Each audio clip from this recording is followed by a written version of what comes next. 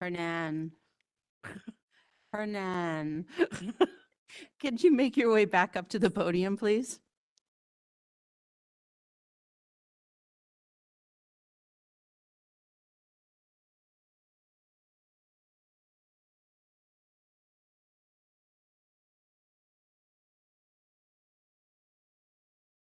So I hope you all had a good lunch. Someone just said to me, best IAG lunch in the 7 years that we've been doing this. So thanks again to our colleagues from Statistics Denmark, and we look forward to you hosting us again next year. Okay, so we're going to go back and if you have questions for Hernan, let's take them now. So he is from the UNODC. Just a reminder, there were 16.3.1, 16.1.3, and 11.7.2. So if you have any questions, please raise your hand and he can take them.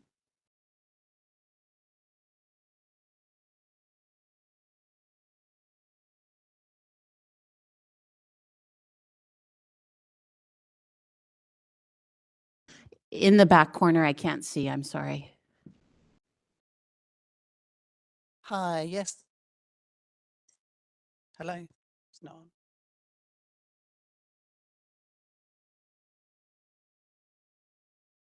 Hi. Yes, my name is Claire Thomas. I'm co-executive director of an organization called Minority Rights Group, and it's my first time at the IAEG, so it's been a very fascinating morning for me. I actually have questions for all three of the speakers we heard just before lunch. And at this point, I'm not 100% sure who each one of these is directed to. But let me ask a couple of things, if that's all right. There was a mention of moving up a tier, I believe, of the indicator on 17.8.1, which is around the statistical capacity. And I just wanted to ask about the level of full disaggregation that will be incorporated into that. When you look at the target, it includes disaggregation on a number of characteristics, including race, ethnicity, and disability, migratory status. The indicator doesn't specify, it just says full disaggregation. So the presumption perhaps would be that that disaggregation would need to be fulfilled across all of those characteristics for that to be, for the data to be considered complete on that indicator. I also just wanted to ask a couple of questions about the SDG 16 initiative survey. Is that possible, or should I hold that till later? Farah? It is possible to ask about SDG 16. I'd ask you to hold your question for the World Bank on the statistical capacity indicator, and we'll just keep it with goal 16 and goal 11 from UNODC for now. Thank you. So you want to do the question on 16? Okay.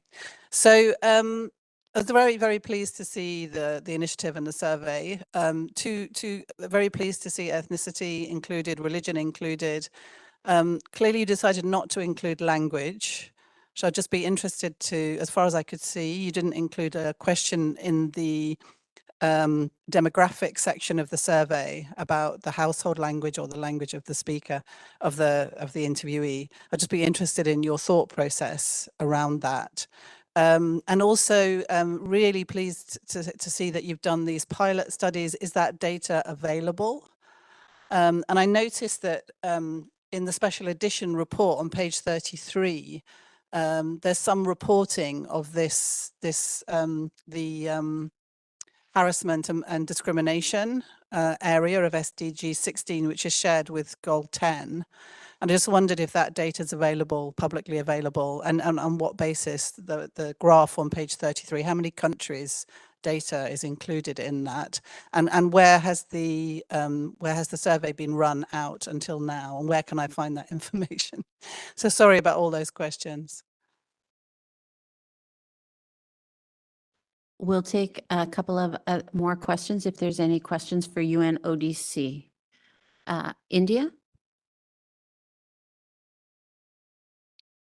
I have a small question for UNODC. In The indicator 11.7.2, we are going to change the word physical to non-sexual so that there remain no ambiguity between the terms. But in the indicator 16.1.3, we are retaining the word physical, psychological, and sexual. So whether it will be okay that we are changing the word in only one indicator, or there is some logic behind it? Brazil?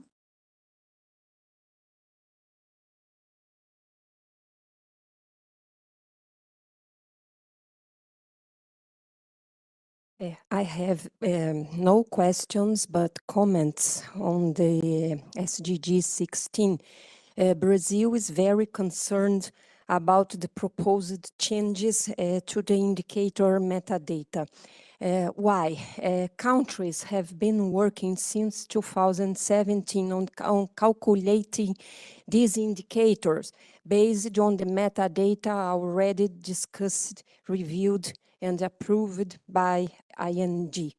Brazil, for example, included new questions in the methodology of existing surveys, such as Continual National Household Sample Survey, including the Sense of Security module in 2021, made it possible to meet SDG 16 indicator.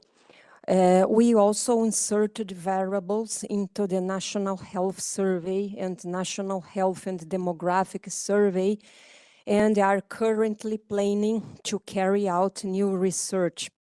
We don't see any point in changing concepts now in 2023. If it were the case that there were errors in the metadata, we would agree to change them. But that is not the case. I highlight that the goal 16 indicators are particularly difficult to work with, both due to the diversity of countries' criminal legislation and the sensitive data exclusively to security forces for internal use, and the specificity of obtaining a lot of data to be through victimization surveys only. Yeah, for these reasons, we disagree with the proposed changes.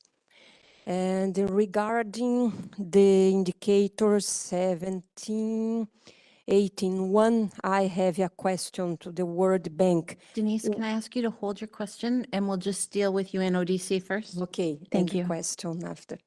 Okay, thank you. Yes.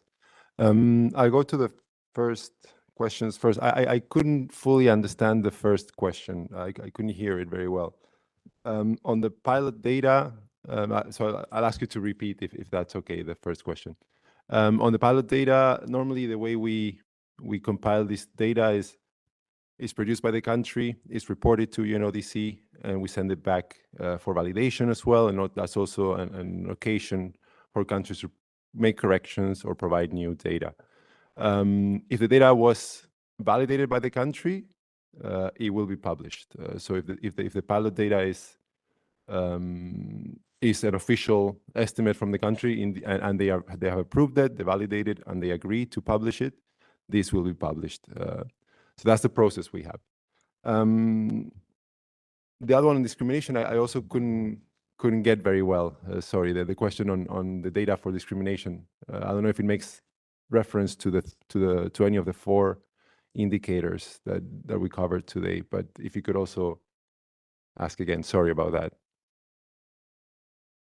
Sorry, so the first question was about apparently a decision not to include a question in the demographic section of the survey about language. So you include religion and ethnicity, but not language. So I was interested in your logic behind that. And the second one was on page 33 of the special edition report. There is material which covers essentially discrimination and harassment, which looks like it's come from goal 16 or goal 10 data. And I'm just interested if that's come from your survey and whether you know what that's based on, or if I can get the data that stems from.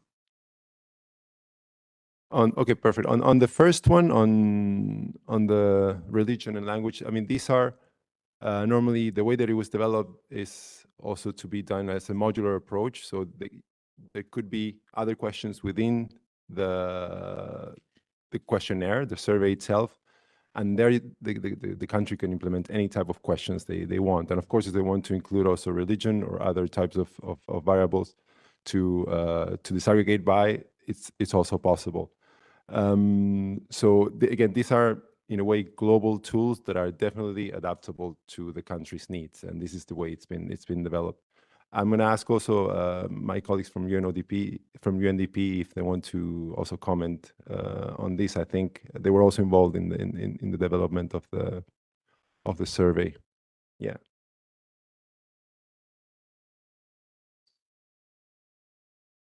Thank you. Just on the language. So if you see the metadata has a section, the metadata sheet, they have a section on the minimum disaggregation for each indicator. So for the indicators that are covered by the SDG 16 survey, language is not a minimum disaggregation for none of them. But just to remind as well that SDG 16 survey does not cover all the indicators. There are very important household survey indicators that are managed by UNICEF.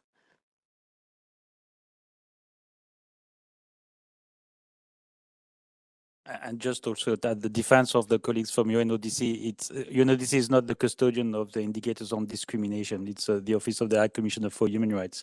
We have data for, I just was checking with the colleagues, for 62 countries. It's available in the SDG databases.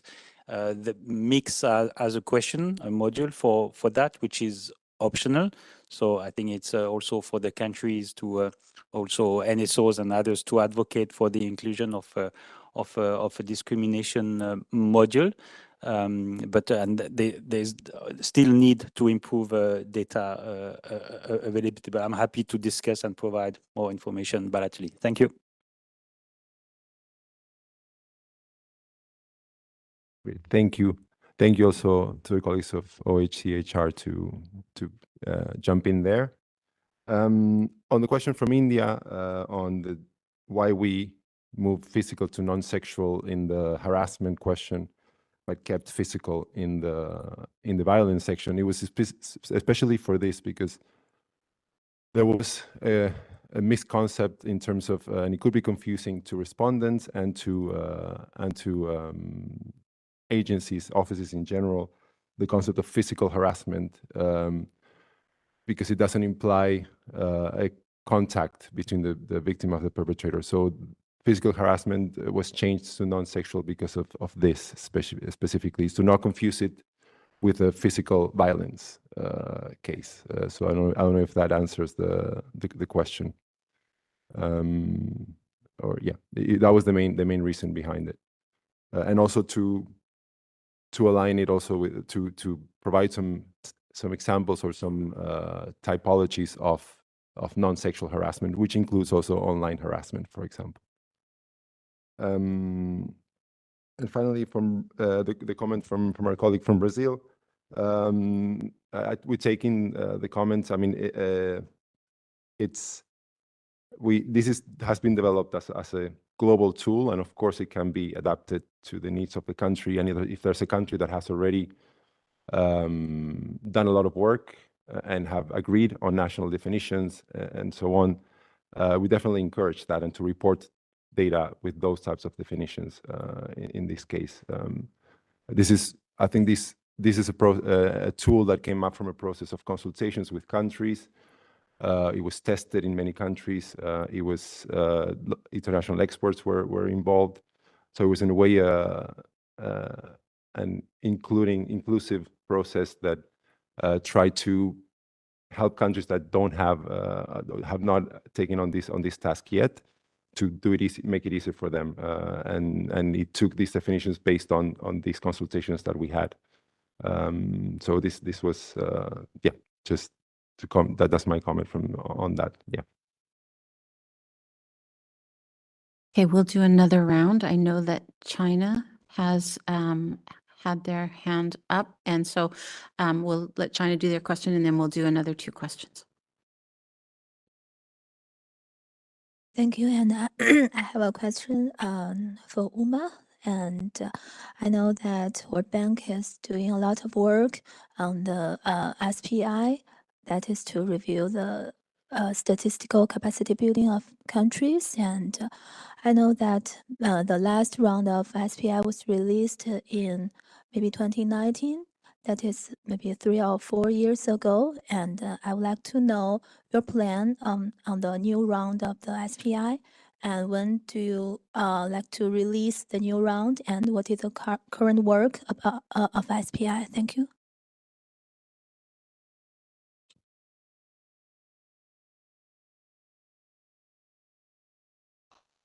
Moldova, please. And I'd ask that you keep your questions for UNODC still. I wanted to ask about the pillar on infrastructure. There is the last measure on GSBPM, to ask who of those sources being indicated on the left are the source for this component GSBPM process, and also for the component on data, or for the pillar on data sources. There is a indicator on geospatial data. Who of the agencies mentioned on the left is the source to assess the availability of geospatial data at the National Bureau Offices of Statistics?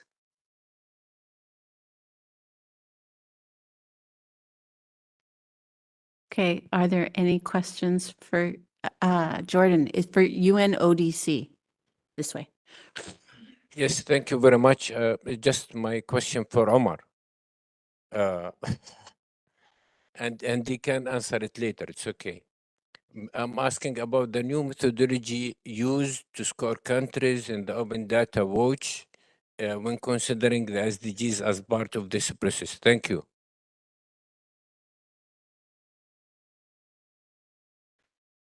Okay, I have a question for UNODC. For 11.7.2, you've changed from physical harassment to non-sexual. Does that imply a break in the series then? Because although potentially you didn't, then the physical harassment might have meant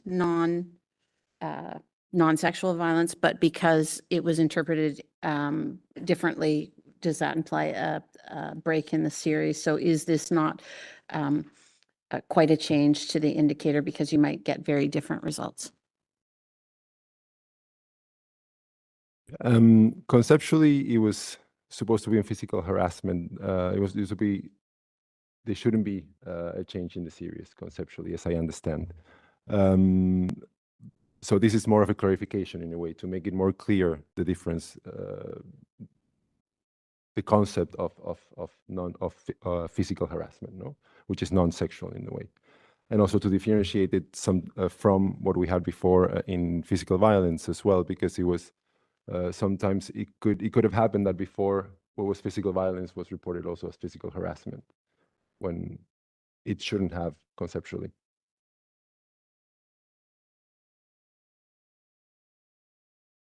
Okay, so I think that is all the questions for the colleague from UNODC, and I know we already have a couple of questions for Umar, so I'll let Umar respond to those. We can take more. You want to take some more? Okay, more questions on indicator 17.18.1.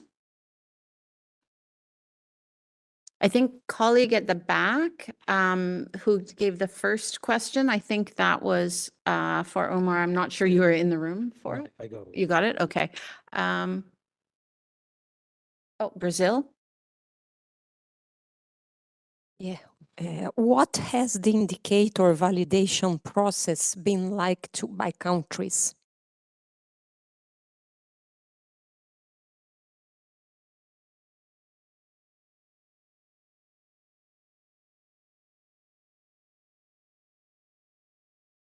Could you kindly repeat your question, Jordan, if you could? You know, Omar, the first Open Data Watch score was announced. Then they took out the results from the website to include the SDGs. And the new assessment score was announced later on after a month or 2 months. But we don't know what new methodology were used by the Open Data Watch to consider the new score for countries. Thank you very much. Okay, thank you for the question. So the first question was about whether we look at data disaggregations and by categories like race, ethnicity, disability, and so on. So I'm afraid we stop at disaggregation by sex. The Odin indicator looks at national statistics and then some disaggregations by sex. So I think this is a kind of, but the frameworks that we have are dynamic and can include those measures over time, and I hope we'll move in that direction. So, but we have more work to do as far on the disaggregation agenda. But I think at the country level, it can happen, right? As part of many of these assessments and so on. And my answer to China is that the plan is to update these this month or so. So hopefully they get published in December of this year. On geospatial data, the sources of data for the statistical performance indicators actually comes from Odin, because Odin collects the data on and here we use the subnational area at first level of disaggregation. So the way the SPI works is we rely on the agencies or organizations that already compile the data that are authorities in it, right? So we don't maintain like a parallel database or a master, something like that, because and then the question on regarding ODW, I'll actually get back to you tomorrow, if you don't mind. I'll write to my ODW colleagues, because I'm not aware of this detail, but I'll write to Jameson and Eric. And finally, on Brazil, the internal validation, the indicator validation process. So it is still kind of something that is evolving, because we have a, as I said, we collect the data somewhat algorithmically, right, from these renowned databases. And then, but countries do contest these statistics, right? But what we don't want to have is a parallel database, because then a bunch of people will be annoyed at us that, oh, now you so the idea is that we put the countries in touch with those data sources. It gets reflected there, and then it comes to us. And in a sense, say, I'm not an expert. My group isn't an expert in, say, geospatial data, what constitutes it and all that. We would like the experts to make that call. So it's a bit more roundabout and indirect, but I think the process works. So that's kind of our quality assurance mechanism, if you will. So and also kind of we have a cycle and so on. So there is a risk that some of it is dated, right? Because you may have conducted a survey, it doesn't show up in that. So but that is kind of a deficiency we are open about. And we, I mean, I think now that it is part of the SDGs monitoring, it gets better, right? As we have seen with the several indicators. So.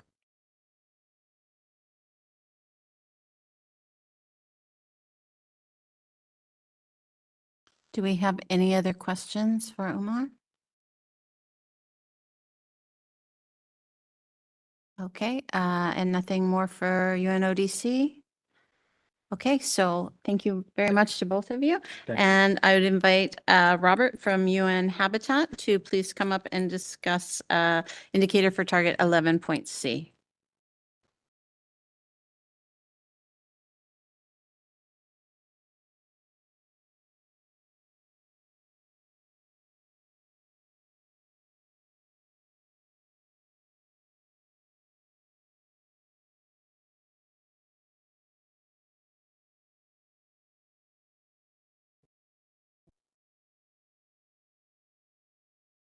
Not on. Okay.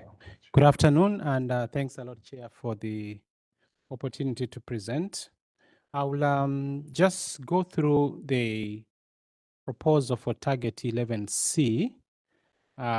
This happens to be a target that is currently semi-orphaned. The target is there, but we don't have an indicator that is basically looking at monitoring and reporting on that target. We essentially had an indicator before, but this was not a very smart and acceptable indicator, so it was dropped at some point, and together with many partners, we are working on a substitute indicator so that this specific target can also continue to be monitored. So the target itself focuses on the support to least developed countries that goes towards the construction of our urban cities, basically the built environment, but more so focusing very much on the use of local materials that are believed to be more resilient, but also more cost efficient in terms of their production, but also the access and provision. So with many partners, of course, we've looked at this target again, over and over again, and made a few proposals. I think essentially the connection here is that the use of local materials and the investment that goes into it is also connected to many other goals, but also many other targets within Goal 11 that focuses on cities and human settlements.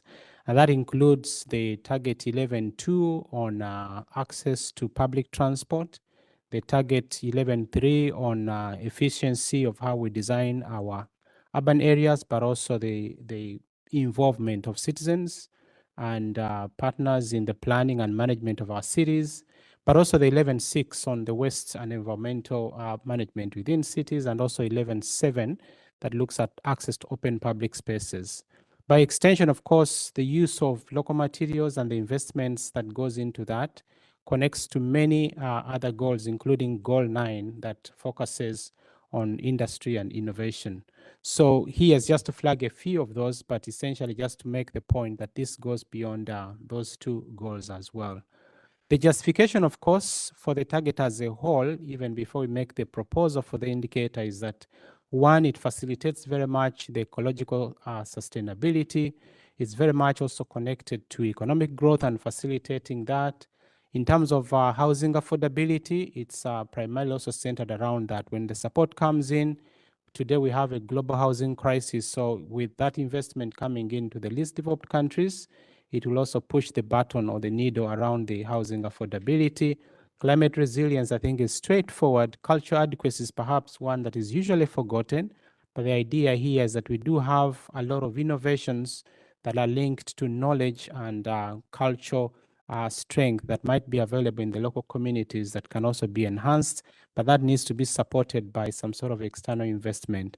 And of course, the green job creation entry point is also a very strong one.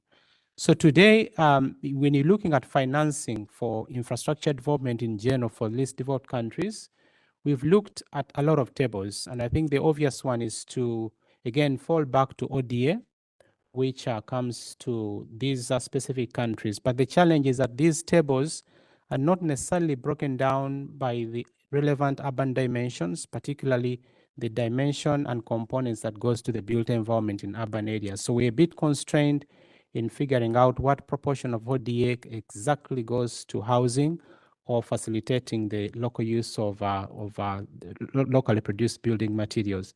So the higher level measure that we see that is closest to this is basically ODA that goes into infrastructure. And this is data that has largely been collected as part of the ODA tables by OECD and many other partners. And also from the national accounts, several countries we've contacted, they confirm they do have these tables and can work it upwards to the level of infrastructure, but not below that level. So the proposal for us is to, in the meantime, fall back to the indicator that looks at official development assistance that goes into the support for infrastructure. And so far, we've done a count that about 82 countries already have that sort of data. The methodology is also somehow very well refined and available.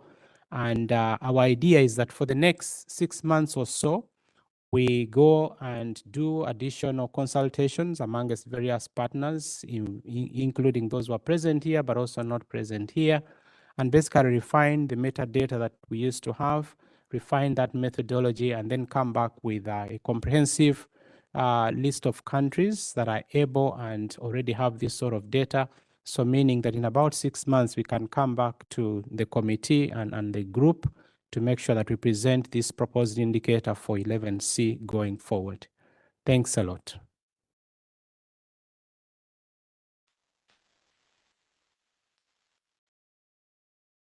Thank you very much, Robert. Do we have any questions for Robert on indicator 11.C?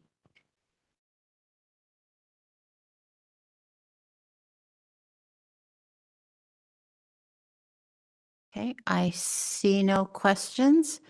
So thank you again. Thanks, Kara. Okay, you get a break from me. And I would invite my colleague from Jordan, Mohammed Khalif. He's going to run the show for the next session. So please, you can trade spots with me.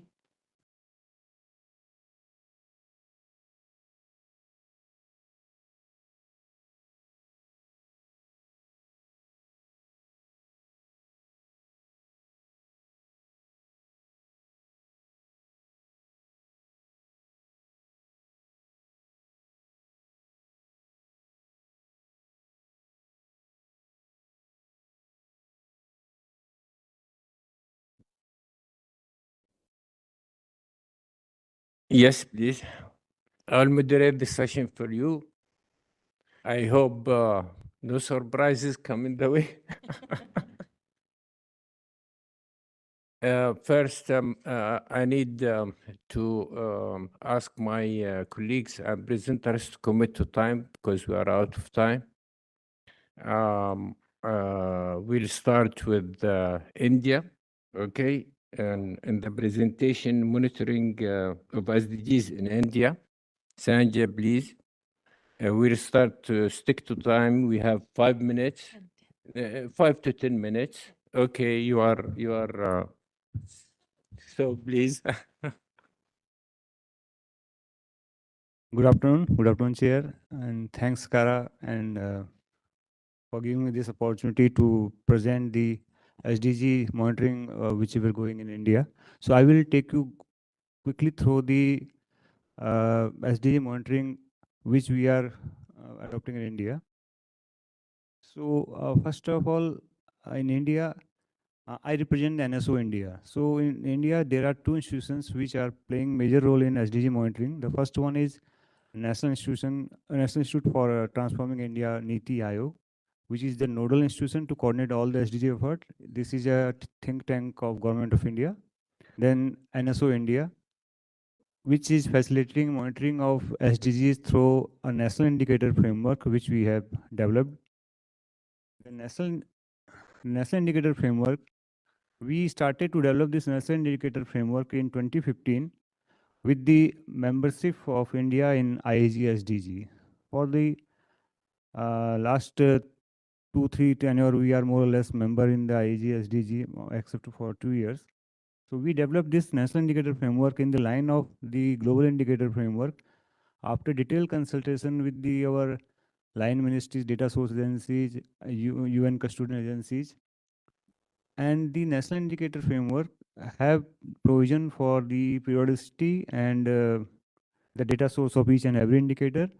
We regularly review and refine this national indicator framework. Like in UNSC, normally approve the refinement proposed by IAEG-SDG in its session, which usually held in the month of March. So after that, we discuss the changes and some changes which have been suggested by our line ministries in India. So with consultation with custodian agency and line ministries, we used to review and refine our national indicator framework usually in the month of June. So we incorporate the changes which are happening at the global level as far as possible in Indian context. Then we regularly, every year, we are releasing progress report on SDG indicators.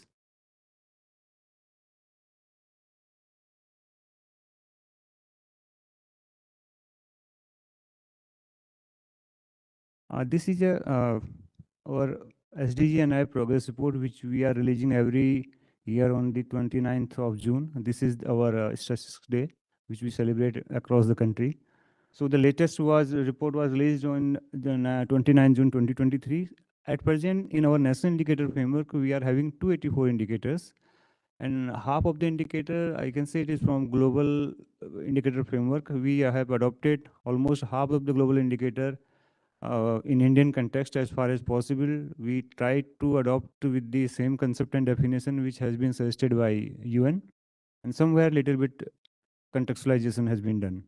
So at present, the data is available on 270 indicators. So around 95% of our national indicator is having data. The data source periodicity is mentioned. This is a picture of our progress report which we have released this year. And metadata of each and every indicator we are giving in the report. So there is no ambiguity in the concept and definition which has been given in our report. And the detailed data in the Excel format is also appended with the report. So we, we have not only developed the national indicator framework, but we are also releasing the annual progress report so that one can see the achievement of SDGs in India. This is a snapshot of the number of indicators which we have taken across the different goals. So for most of the indicators, the data sources is from the admin sources, and it includes around some indicators which are being taken from census, some are from surveys. So as you know, there is a huge data requirement for the monitoring of SDG indicators. So for a lot of indicators, we don't have data that time when we adopted these indicators in our national indicator framework. Then we felt a need to have one dedicated survey on SDG. So we started our nationwide large-scale household survey to collect data on some certain SDG indicators in 2020. So we launched a survey there that was more or less on the mixed module of UNICEF, which we have. We are having some different modules in our usual socioeconomic surveys. Apart from launching new surveys for SDG indicator, we also aligned our existing surveys as per the SDG requirement. So there are a lot of surveys like our National Family Health Survey, which is in the line of the DHS. So we aligned that also in order to get data on SDG indicators. So we tried to add new indicator from the global indicator framework only. Then for bringing the data gaps, we have signed one MOU with the UN RCO in India, MOSPI, that my ministry, NSO India, and the NITI Aayog. We entered into an MOU. So that MOU is for the support for data indicators and statistics for monitoring of SDGs in India. So we used to have a regular meetings, interaction with the custodian agency, so that if there is any ambiguity in the concept, if there is some requirement is to be made, some intervention is required to meet. So UN agencies used to support us, and we discussed with our line ministries to have data on those indicators. We are regularly interacting with the custodian agency and other stakeholders.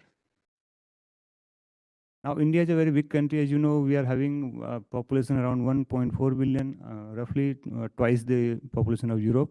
So we are having 36 states and union territories. And all the state and union territories, they are also monitoring SDGs at their own level. So because the achievement of SDGs that depend on the effective monitoring and implementation of SDGs at a subnational level. So we are supporting our states, our union territory for monitoring SDGs at their own level, their subnational level. So NSO India has developed a guideline for developing the indicators in the line with the national indicator framework at the sub-state level, subnational level. So this is one of the snapshot from some few states. Like Uttar Pradesh is our largest state in terms of population. So there is some SDG dashboard they have developed. They have developed their own indicators in the line of the national indicators, and national indicators are in the line of the global indicators. So we are going from global to local and local to global. So UP, the Uttar Pradesh, you can say, then Tamil Nadu, then there are 4 states. I have given the snapshot of dashboard only here. So all the state and UTs, they are developing their own, they are monitoring SDGs at their own level. Apart from that, if I talk about the rural India, so we call panchayat, which is a local unit of local administration. So in India, we are having 2.5 lakh panchayat, that is 250,000 panchayats in India, which is looking after the rural administration. They have these panchayat have the elected representatives also. So we have one ministry which is responsible for Panchayati Raj. They have developed a local indicator framework, which is consists of around 500 indicators. So what they did, they grouped the 17 SDGs into 9 themes as per the relevancy with the panchayat, with the villages. So these are 9 themes. These themes are on poverty, health, child welfare, water, clean and green, self-sufficiency, infrastructure, socially secure, good governance, environment friendly. So almost all the SDGs that have been covered into that one. So based on the national indicator framework, which I told you, we are having data on 270 indicator at present, 95% of indicators is having data. So based on that indicator, we are developing an SDG India index that is in line with the index which used to developed by SDSN. So it is a very powerful tool to support states and UT in identifying the priority area where they demand action, and it promotes healthy competition between the states and UT. So yeah, the goal-wise ranking of states and UT on SDG we are making through this index. Till date, 3 edition of the index has been launched. If you can see the progress of India, so like in 1819 it was 57, then rose to 60, now it is 66 during 2020 and 21. And the next version is due release. Now this is last slide. We are doing, so as you know, awareness, publicity and advocacy is very important for SDG. So India is also working on that. I told you we celebrate 29 June as the Statistics Day to honor the contribution of one of the famous statistician in India, Prashant Chandra Mahalanobis. You must have heard the Mahalanobis D-square, etc. So the theme of that day is being selected on the basis of SDGs. It is around SDGs. The selection of themes means across the year, all the state UTs and the educational institutions, they will talk about on that day regarding SDGs. So we are, by choosing theme that, we are ensuring that SDG is being discussed in across the country. Apart from that, we have developed a documentary film which is available in the around 17 language, 15 regional language, Hindi and English. So it is being used for as a publicity awareness purpose. Apart from that, NSO India regularly organizes several capacity building program for student, academia, policy planners, so that there should be no gap between the capacity building and the requirement. So this is all from my side. Thank you. Thank you. Thank you very much for the fruitful presentation. I invite now Angelia. You need questions directly? Okay, if there is any questions. No questions?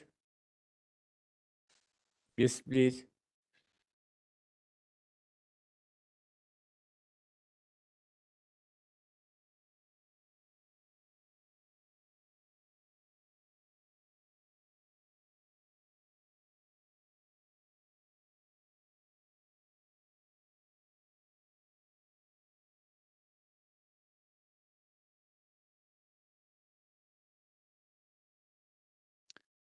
Thank you very much for the presentation.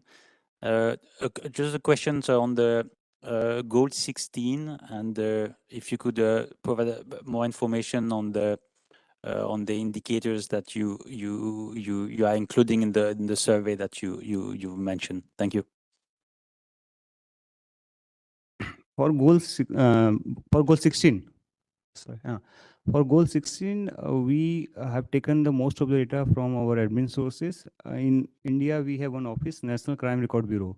So that Crime Record Bureau used to have data from all the state UTs. They have their state crime record bureau. Then state crime record bureau used to send data to National Crime Record Bureau. So most of the indicator have taken data from that sources. Apart from that, if we talk about survey, we have taken one from DHS, which we call National Family Health Survey. We have taken data from that one. And few indicator we have taken, we have identified as per theme of the good governance. So that those has been taken from our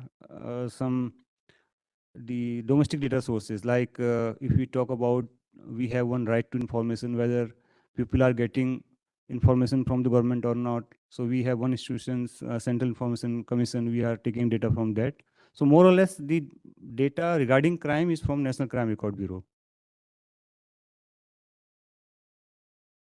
More questions? Yes, please. Yes, sure. Thank you. I've just one short question. You've mentioned that you have 284 indicators, and you showed us that all the indicators are put into the different goals. Do you use multi-purpose indicators, or you had the chance to put separately all the indicators? So all the indicators are connected to one goal. So there's no, you do not use multi-purpose indicators that can be used for different goals as well. Yeah, if I understand correctly, yeah, there are some repeat indicators which are connected to different goals. So that includes those repeat indicators also. Yes, please. Yeah, thank you very much. Really interesting also to see the how that goes down to the local level and to the state level. I was just wondering how you reflected disaggregation groups in your guidance. Were there like clear groups you were encouraging states, or on the national level you're reporting on and you're just aggregating the data by, or is it only one value per indicator? Thank you very much. If you are, I understand you correctly, for reporting at national level, because these indicators are not like that, they are bottom-up approach. So some the indicator which has been identified at state or local level, these are not necessarily as a national indicators. So some of the indicators are common from national to state to sub-national level, but some of the indicators are different. So if you report, I understand you correctly, for reporting, the national indicators are only being reported to UN agency as and when required.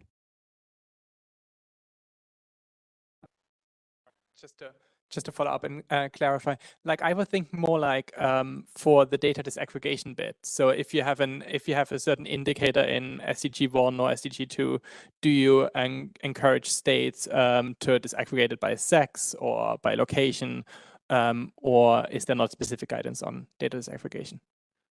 Yes, some of the indicators have like that in this disaggregation possible with us. As I told you, we are developing one index. In that index, we are not able to take all the 270 indicators on which data is available. So for that, we require the location-wise data. We have a location-wise data around on 140 indicators. Similarly, with the gender and other disaggregation, as far as possible, we are giving it, but it's not for 100% we are having disaggregated data. Brazil, I think you have a question, please.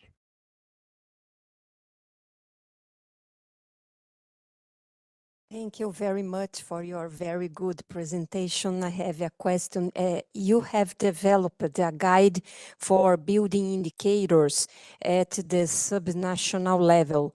Have you been offering training, capacity building in these places, and what has the implementation process been like? Thank you. Yeah, we regularly have the training programs for the state governments also. We have one training institute. The state we call them at our training institute also, and as well as NSO India used to go to state to give them training. We last year we collaborated with UNDP and we arranged several training programs. Even during COVID, we organized virtual training program in order to cover all the Indian state and UT. So it is a very our common phenomena to arrange the training program. Can I ask a question? Oh. Okay, I'll return back to the issue raised by German in the morning session. For data collection of SDGs indicators, which is related to validity and reliability. Just to ask you, what kind of procedures you've used to get sure that the applied methodology is reliable and represent the areas of data collection? Thank you very much. I told you we launched new surveys also to collect data on SDGs. So as far as methodology is concerned, we refer the global metadata which is available on UNSD website. So we are trying to take that concept and definition to the extent possible, and in that we also take into account the views of the concerned line ministries, because they are also used to coordinate with the concerned UN agency. If I talk about the agriculture, so I have taken the data, all the metadata from the UN website, as well as our agriculture ministry people. They are in the constant touch with the FAO. So we usually form a group in which custodian agency, NSO, and the land ministry are present.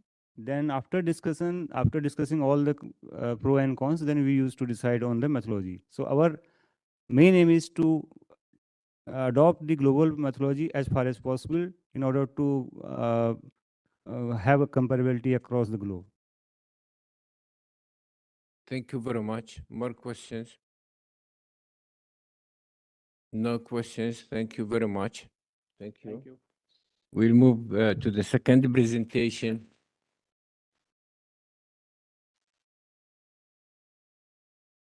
We'll move to the second presentation, implementation and reporting on SDGs. Angela, please.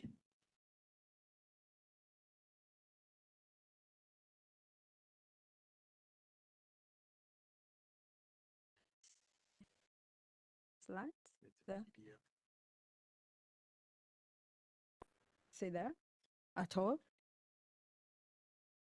Can you help me here?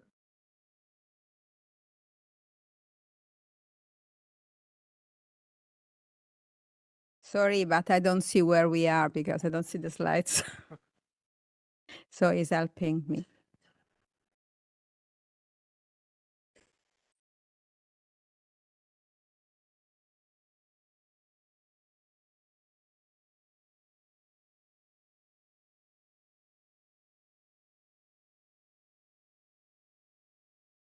I don't see anything otherwise. I don't know.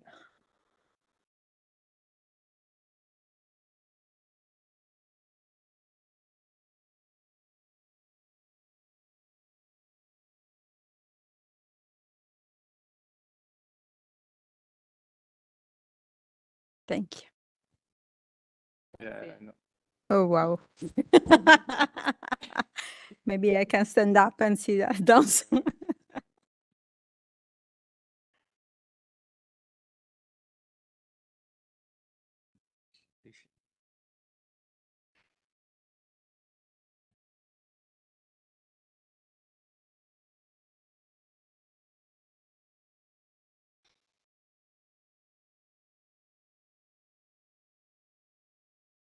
Sorry for the delay.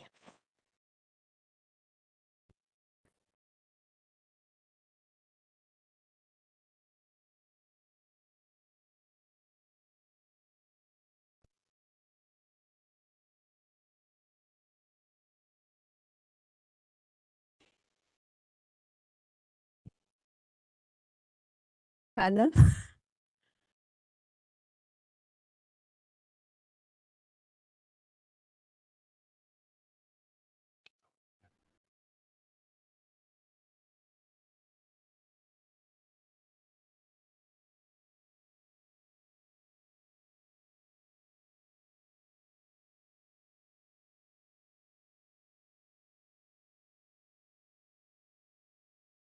We are quite,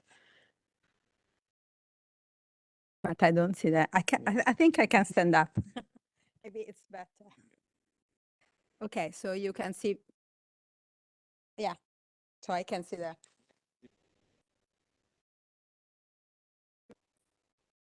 Yeah, I can go there. So I can see more or less. Okay, sorry for the delay, and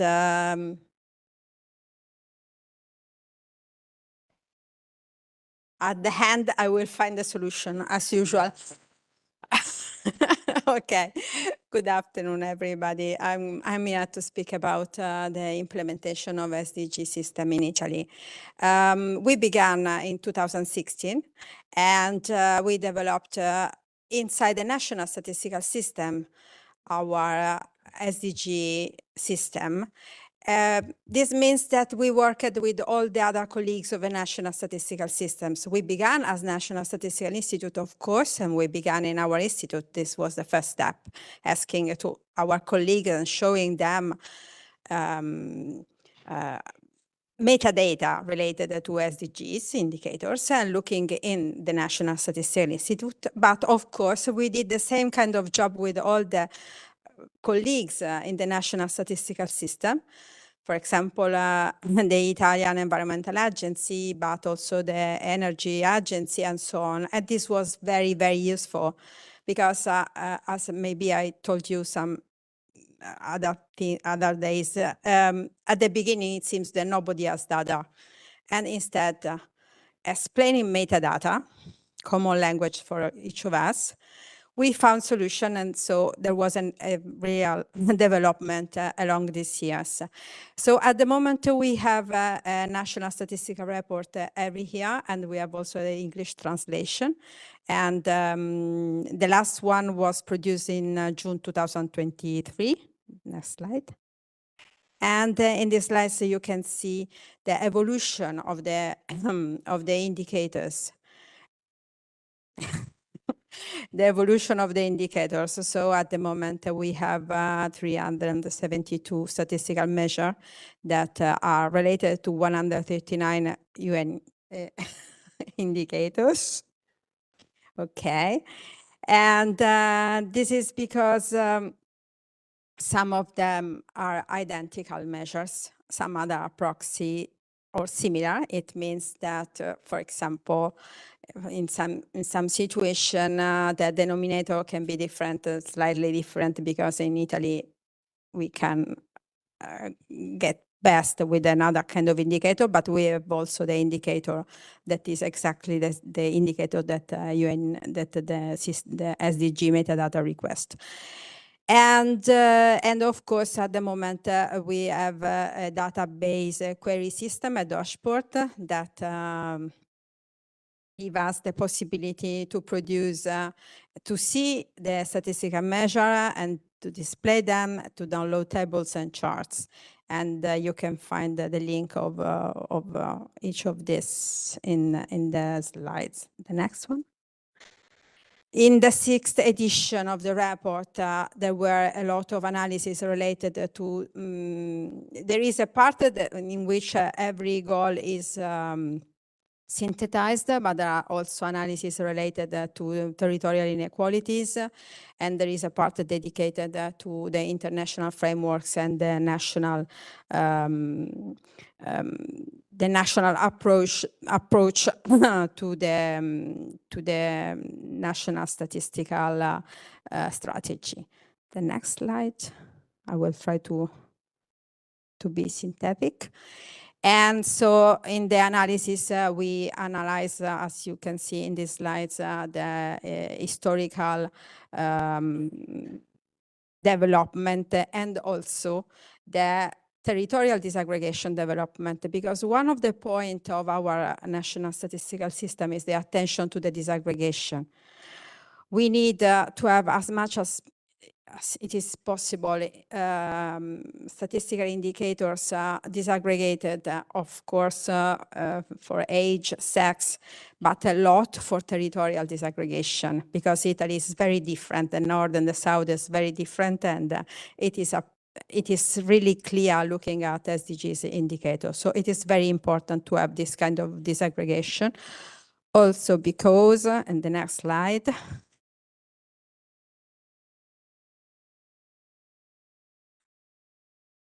no, suspense. Okay, because we began to use it, because these SDGs indicators was used from the beginning in the national strategy, Italian national strategy. So we have a technical table in which the National Statistical Institute and the national environmental agencies was involved to help the colleagues from the ministry that works instead on the national strategy to understand in which way we can choose the best indicators. And of course, the position of the national statistical indicators was to give some rules. So to give suggestion on the methodological approach, that is, of course, use the statistical indicators with the correct metadata, again, to have a common language. And so in this case, the national strategy used the indicators of the national statistical system and choose a selection of 55 core indicators. And this was presented also in the last VNR that was in July 2022. Next slide.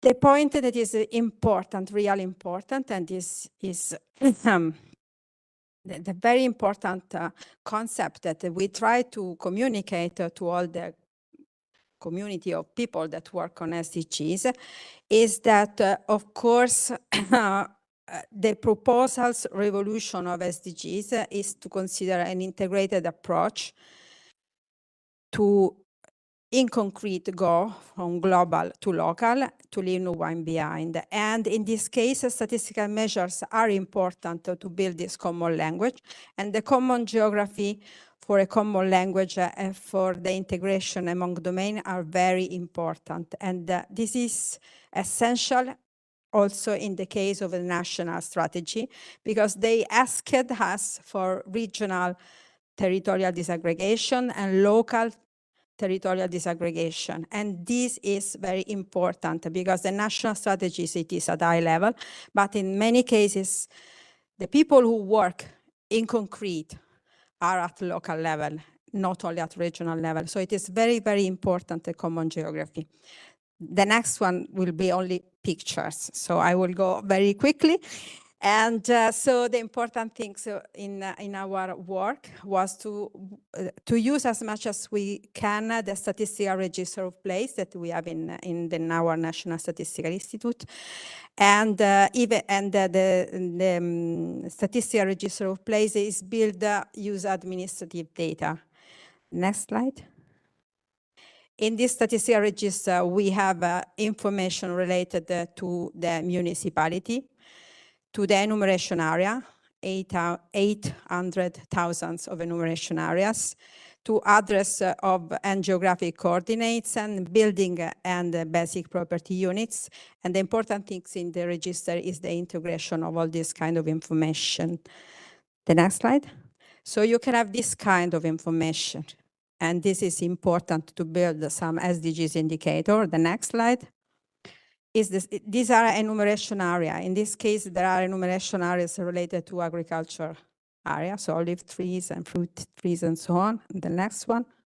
And instead, these are related to villa in the town with the park. Some indicators in goal 11, something like that. And the last one. No, the last two one. So we can have, you considering the geographic coordinates and the enumeration areas, we have this kind of information that can be used, for example, for the park. the green park indicators in the urban and so on. The last one. And we had a lot of developing also for every kind of sustainable information and statistical measures. And in the last, we can see really last.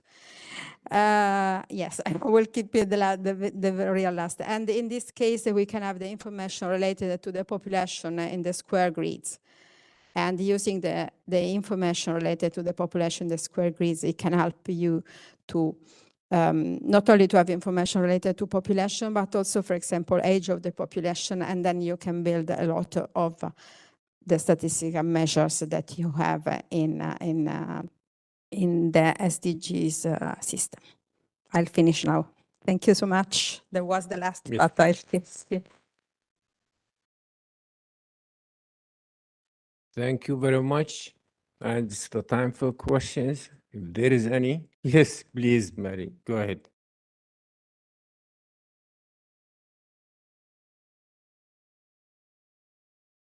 Angela, I would just like to ask, is the land use area, is that produced by your mapping agency, and how often is it updated? Thank you.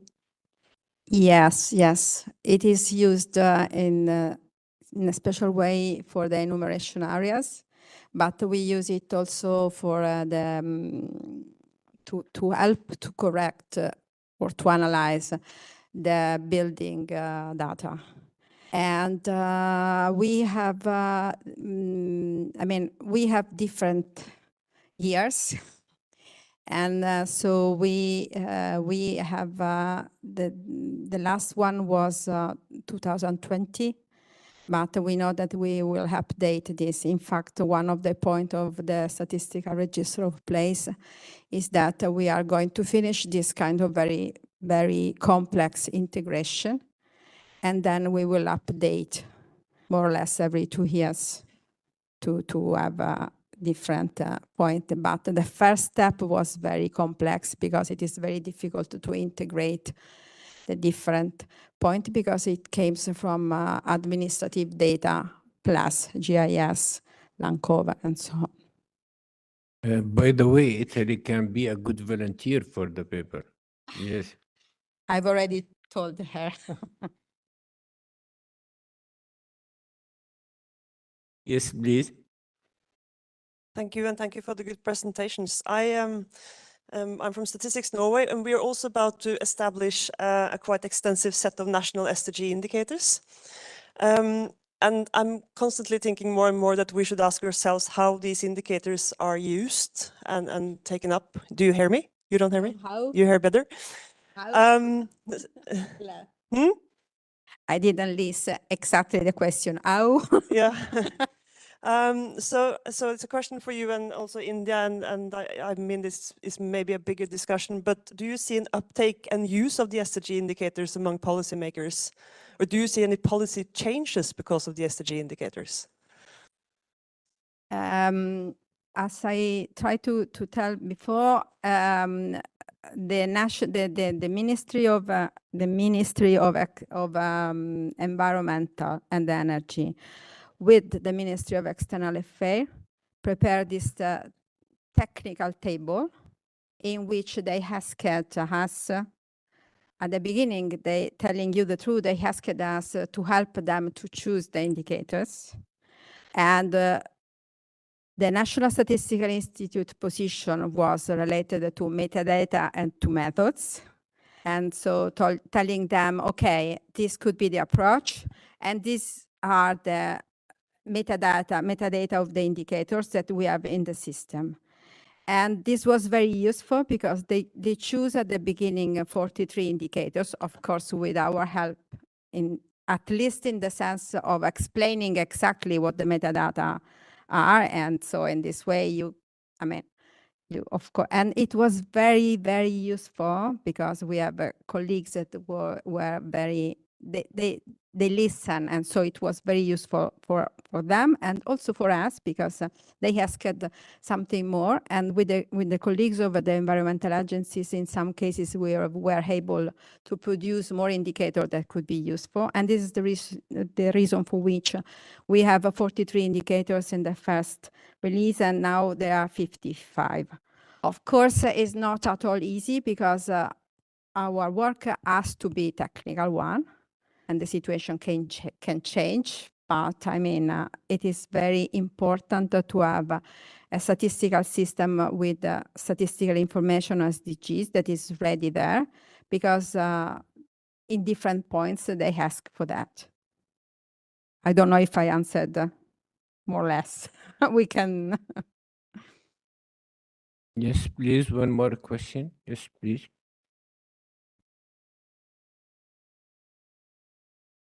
Thank you, Angela, for a very interesting presentation. You mentioned this strategy at the national level, and you also mentioned that your priority is to go at territorial levels with indicators. So I wonder what these indicators monitor. Is the strategy and priorities the same at national and regional levels, or there are any strategies at territorial levels also? The idea was also at ministry level to have and we have a national strategy that was produced in 2000, that was approved some days ago at the end. And this second, and this is the second version of the national strategy. We had the one in 2017, and now this is the last one. And the production of the national strategy, of this second one, this was implemented also considering the input from the regions and from the local. I mean, there was a lot of debate on this, on the national strategy. And there was a lot of debate also on the indicators. We have some, in Italy, we have also the well-being indicators. And so we have the integration among the well-being indicators, BES. I don't know if somebody know about them. And the well-being indicators are already used in the law. So they are in the law. So one of the very strong efforts that we did is to consider in an integrated way the indicators from well-being that are in the law with the indicators that are related to SDGs that are now in the second national strategy. After that, with this framework and also with this selection of suggested selection of 55 indicators for the national strategy, there are every region, because in Italy the regions are also autonomous in some cases and for some part of the actions. And so every regions use the system to choose and use the suggested indicator to choose their indicators in their national strategy. And this happens also for some big municipalities. For this reason, it is very important to try to have as much as we can indicators at local level. And the results of the census that could be used at this, in the integrated system, in the register, considering register of place, could be useful also for this, because in a lot of there were some meetings in which some regional expert statistics asked, for example, me that they don't need only the regional level. They need to go into the region, and they need to go and understand not only administrative level, but some other kinds of areas, municipality together or not only. And this is or agriculture areas, and in this case you needed to have the possibility to go to other levels. Yes. Angela, thank you very much for your presentation. We'll move to the next presentation, just to stick to the time. It is related to the innovative experiments for enhancing SDG monitoring in the Pacific. It will be introduced by Millie. By the way, my friends, you can ask any questions for the presenters in the coffee break or any place. It's allowed and it's welcomed. Yes, please.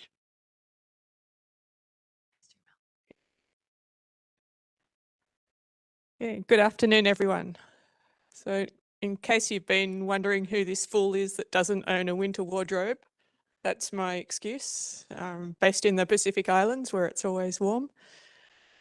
So with my 5 minutes this afternoon, I just wanted to touch on some of the work happening in the Pacific Islands. So my organisation, the Pacific Community, provides technical and scientific support to our island member states. Next slide. Yes. So we're still very heavily reliant on household collection to answer the SDGs. And you can see from this overview graph, if we look to 2016, 2017 onwards, you can see there's really been a ramp up in the number of collections done. I think this partly reflects that the National Statistics Officers know how to do these collections, they do it well, but also a lot of the funding comes through in the form of support for household collections. So I think we've missed out a bit of that dividend from the SDGs in terms of improving our admin data systems and sort of new data sources. So that means we have to do a lot more and be a lot cleverer with how we collect information through our surveys.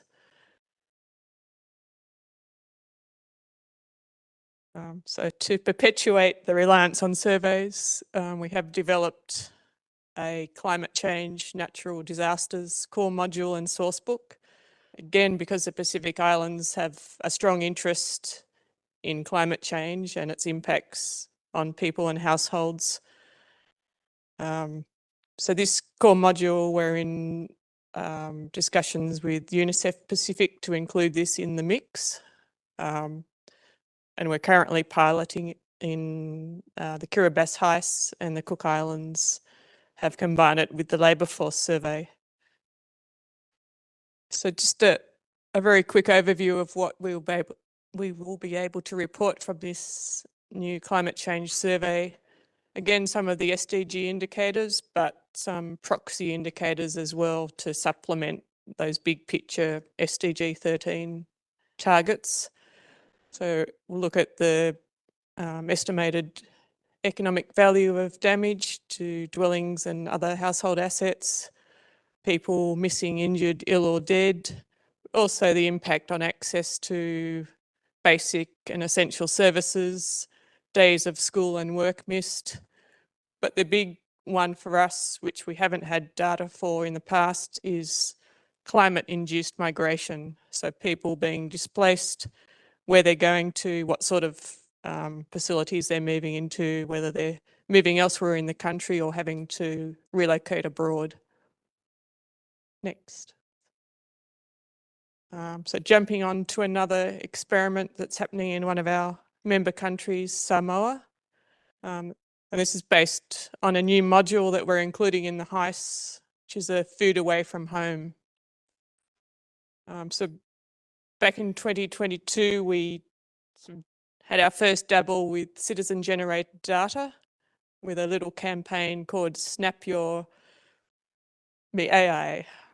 So I have to keep practicing the pronunciation. So this was a campaign through social media to get members of the community to take a picture of the meals that they were eating out, whether it would be in a restaurant, at a church function or a festival, just to start getting some data in about the types of meals that people were consuming away from home. Because that sort of measurement of food consumption was not done well in our conventional surveys. And by switching method in the HICE,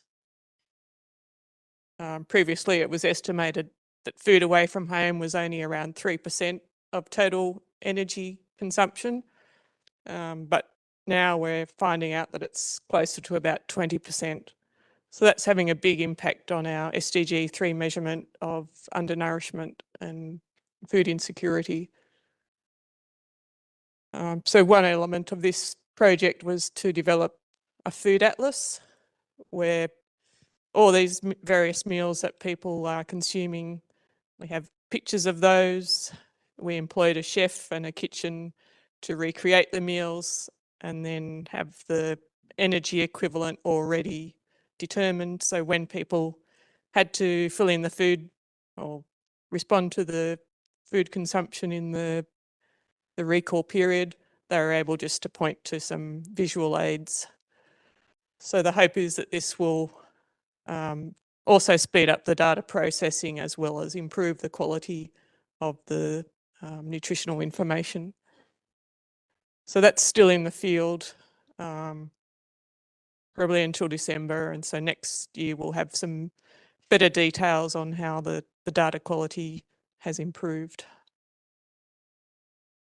Okay, racing through this one.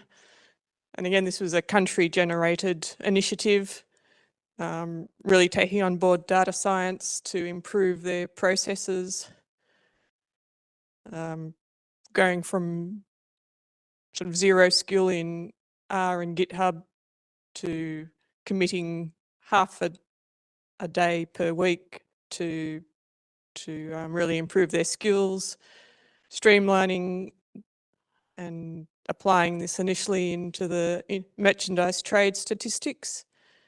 As you can see, it's reduced their time needed from 40 days to 5 days. And that's allowed them to actually put the effort now into interpreting and advocating with the data. So they've now taken those statistics through Parliament, looking at issues around importation of foods that are contributing to non-communicable disease. And that's led to a lot of legislation around importing of unhealthy foods and switching to local production. So based on that skill now, next year they're really wanting to ramp up and use sort of machine learning for some climate change data, web scraping for CPI. So small steps, starting small, but really seeing the gains. And the beauty in the Pacific is that what one country does and learns from then filters through. There's a very collegiate atmosphere in the region. So an experiment in one Pacific island translates very readily into our other member countries. So it's really great. Okay, doesn't look particularly innovative, but Tuvalu this year has done a combined census HICE.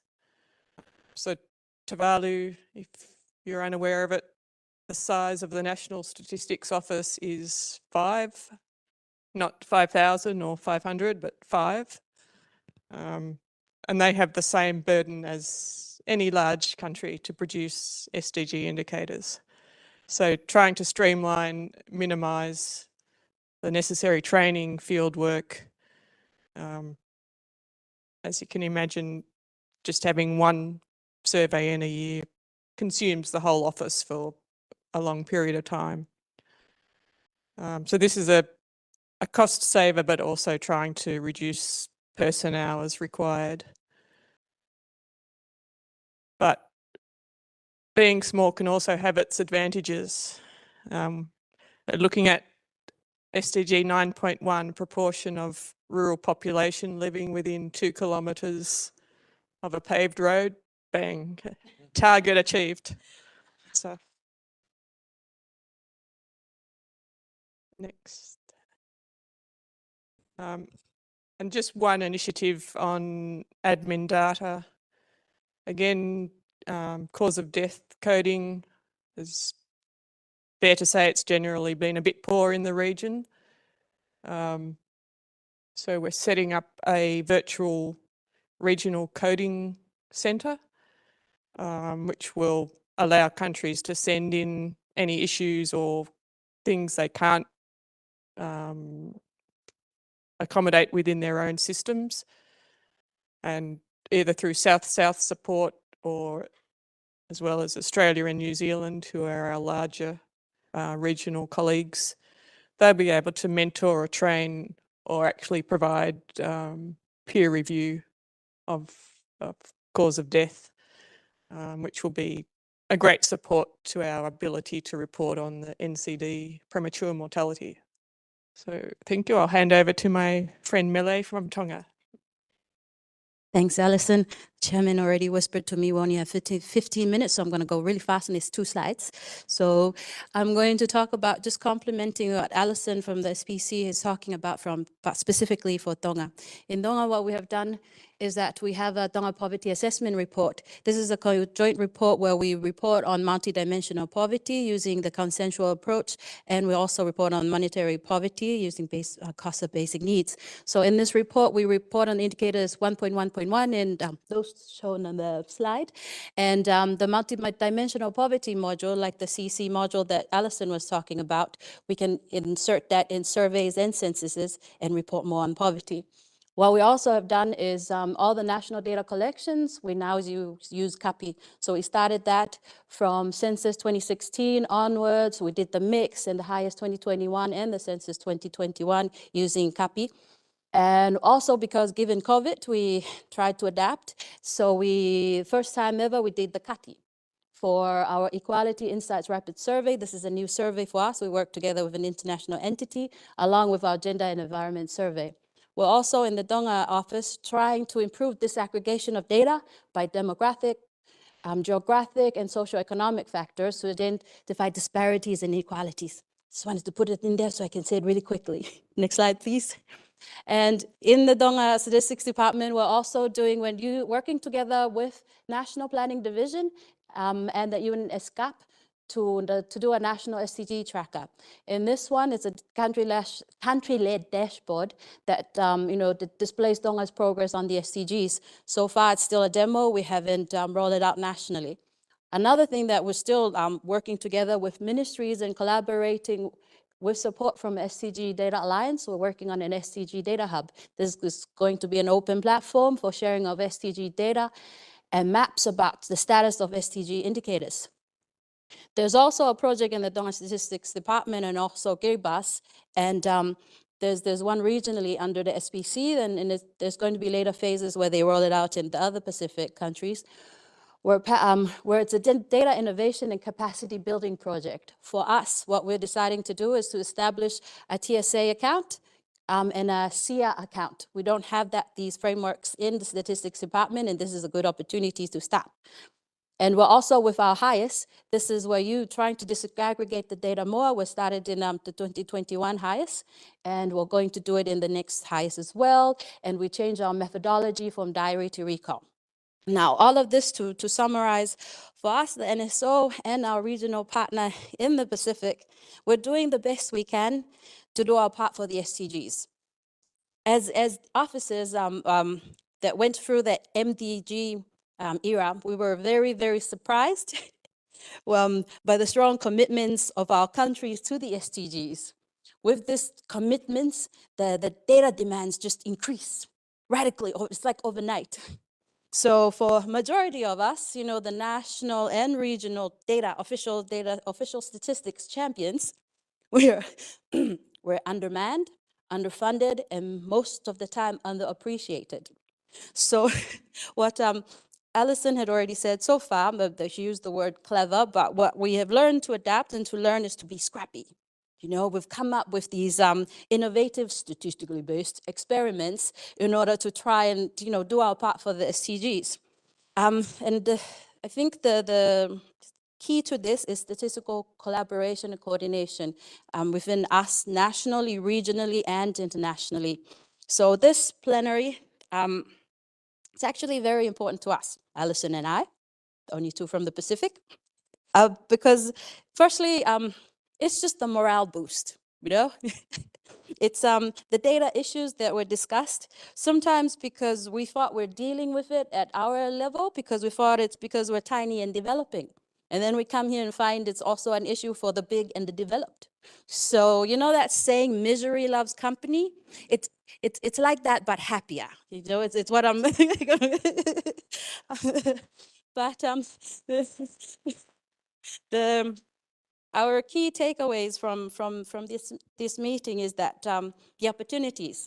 There are many tools, methods, solutions, recommendations, you know, offered here that we can go back home and grow from. But the challenges are, there are many tools and methods and solutions and recommendations offered here that we can grow from. It's a double-edged sword, these kind of things for us that are under-resourced and really have not enough people to be doing all these great recommendations. So it is food for thought for myself and my regional partner that we go home and see how we can grow from here. And I believe on behalf of Alison and I, please don't ask any questions, email it to us. And again, thank you. Let's take a seat here.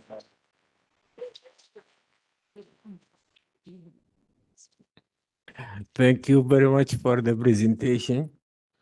I've seen a statement saying sharing SDGs data. If you use SDMX, you will complete the innovation in this process, and then you will be happy in this regard. Any questions for our lovely ladies? Yes, please.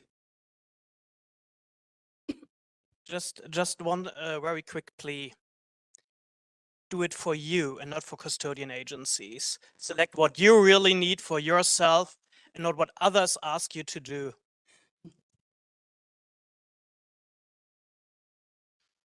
Thank you both. Terrific presentation. I just want to say something about Alison's presentation regarding the SNAP meal thing.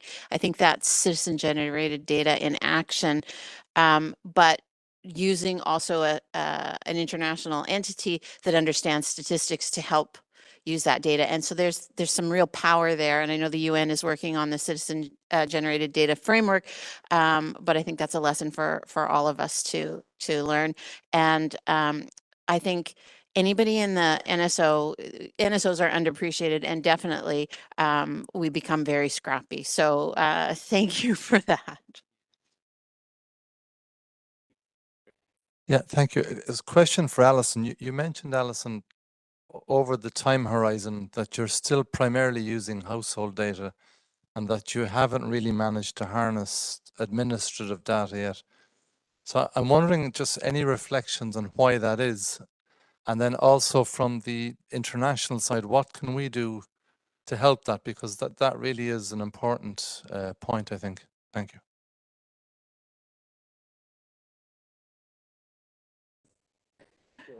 Yeah, thanks for that question. And I really put it down to the immediacy or the demand for indicators straight away, so that the investment in the admin systems, because they're often piecemeal and they're not complete or in a format that's readily analyzable. So I think it's just the time pressure rather than the intent and the interest in investing in the admin systems. So yeah, I know it's a trade-off between having indicators and having better systems, and I think the emphasis has been on just getting indicators quickly rather than that longer term process. Thanks. A quick question on the innovation work. I really like the example of the reproducible analytical pipeline. And I think, like from my experience, I think it really saves time, like for statisticians and for the NSO. But I recently ran into like a case that when I introduced this tool, the NSO is basically the similar situation like, as the one with 5 staff. They just said we just don't have capacity to even like kick off this project. So I wonder if you have any like recommendations or suggestions for these colleagues how to start from 0 to 1. Thank you. Yeah, I think for Vanuatu, it was teaming up with a university and having some tailored material with which to learn from, rather than often it's on the impetus is on the individual to go and train themselves. So having, I think, the organisational support from the Bureau of Statistics and giving the staff the time during their working week to upskill, rather than it being an activity that they had to do in their own time. I think that contributed. And then once they started to see the benefits in terms of the improvement in their work, it just kept building and building. Yeah, I guess that's only a small comment on how it can be more successful. Thanks. Thank you very much. Great effort. Appreciated. Thank you very much. By the way, our next presentation, it's a mixed one. There are things written on the agenda and things are hidden. Okay. So we'll start with the things that's seen on the agenda. Okay, we'll start with measuring migration SDGs. We have 3 presentations. The first one is Gennady, I think, IOM.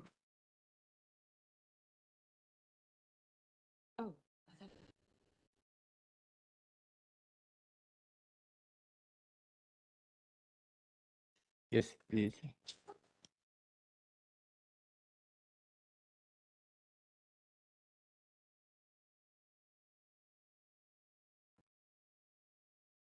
Good afternoon, colleagues. It's an honor and pleasure to address you on behalf of IOM on this very important topic of measuring migration in the SDGs towards better data availability and policy relevance. There is 3 of us talking on this subject, so I'll be very brief. So, okay, I'll take even less than 5 minutes. Okay, so IOM is the custodian of the 2 indicators, 10.7.2, namely the number of countries with migration policies that facilitate orderly, safe, regular, and responsible migration and mobility of people. What we have done is supported the development of a methodology, building on the framework of the migration governance indicators. That is using an aggregated, synthetic set of indicators, more than, well, actually 96. The methodology is not ranking countries as such, but rather offering insights for improved policy and governance of migration. So that was already implemented in a range of countries, including the 2 countries present who will be speaking today, Moldova and Tunisia, and was integral and is increasingly being used to measure, or as an indicator to measure the progress with, say, the implementation of the national migration strategies and policies, as well as the UN SDCFs.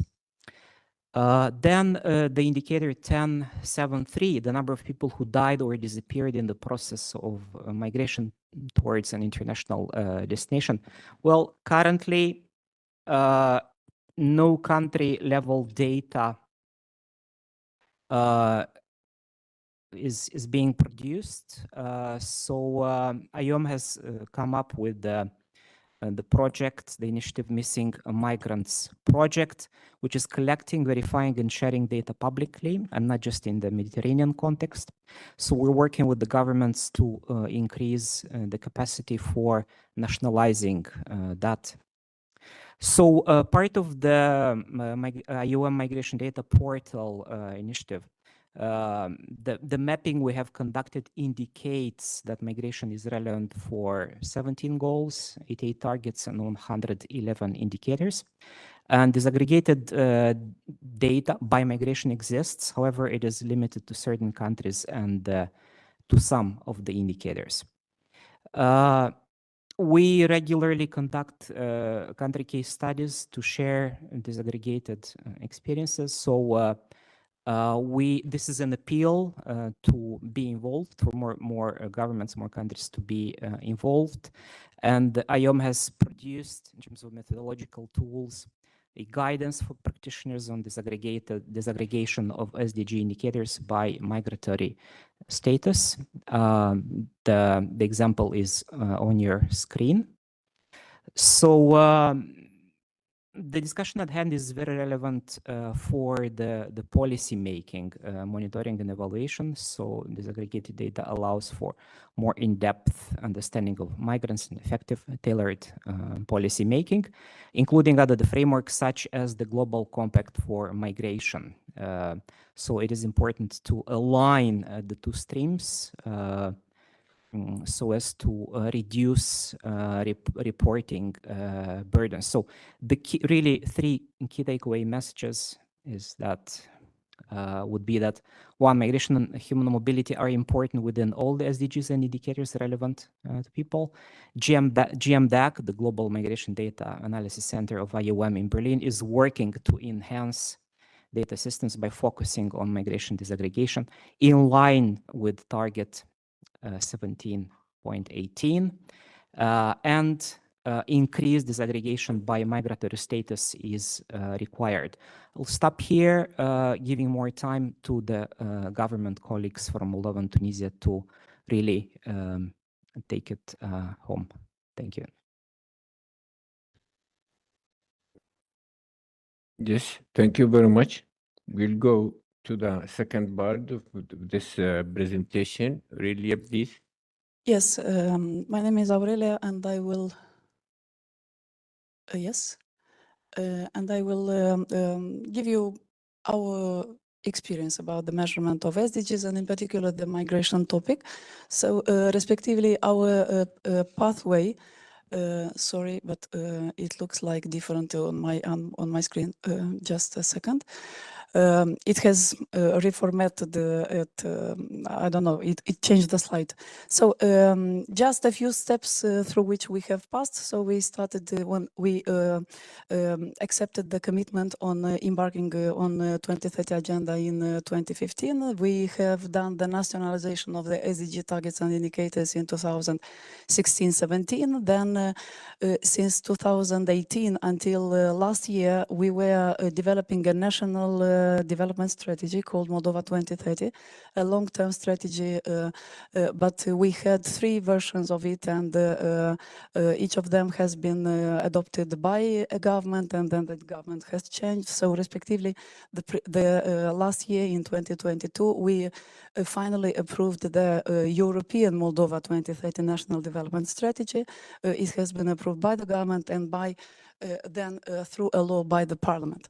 So respectively, also in 2022, we have finally approved also by a government decision the national monitoring and evaluation framework, which consists of a list of nationalized targets and indicators. And in 2020, we have produced the first voluntary national review together with the statistical annex. And in 2023, we have developed an annual report, which has been presented also during the SDG summit in September in New York. So talking about the migration and how it is part of national policy agenda. On one hand, we have the demography, migration and asylum as one of the 18 areas of government activity, according to the government law. On the other hand, we have a national strategy on development of internal affairs, 2022-2023, where one of the 6 main objectives is the managing the flow of migration, asylum, and integration of foreigners.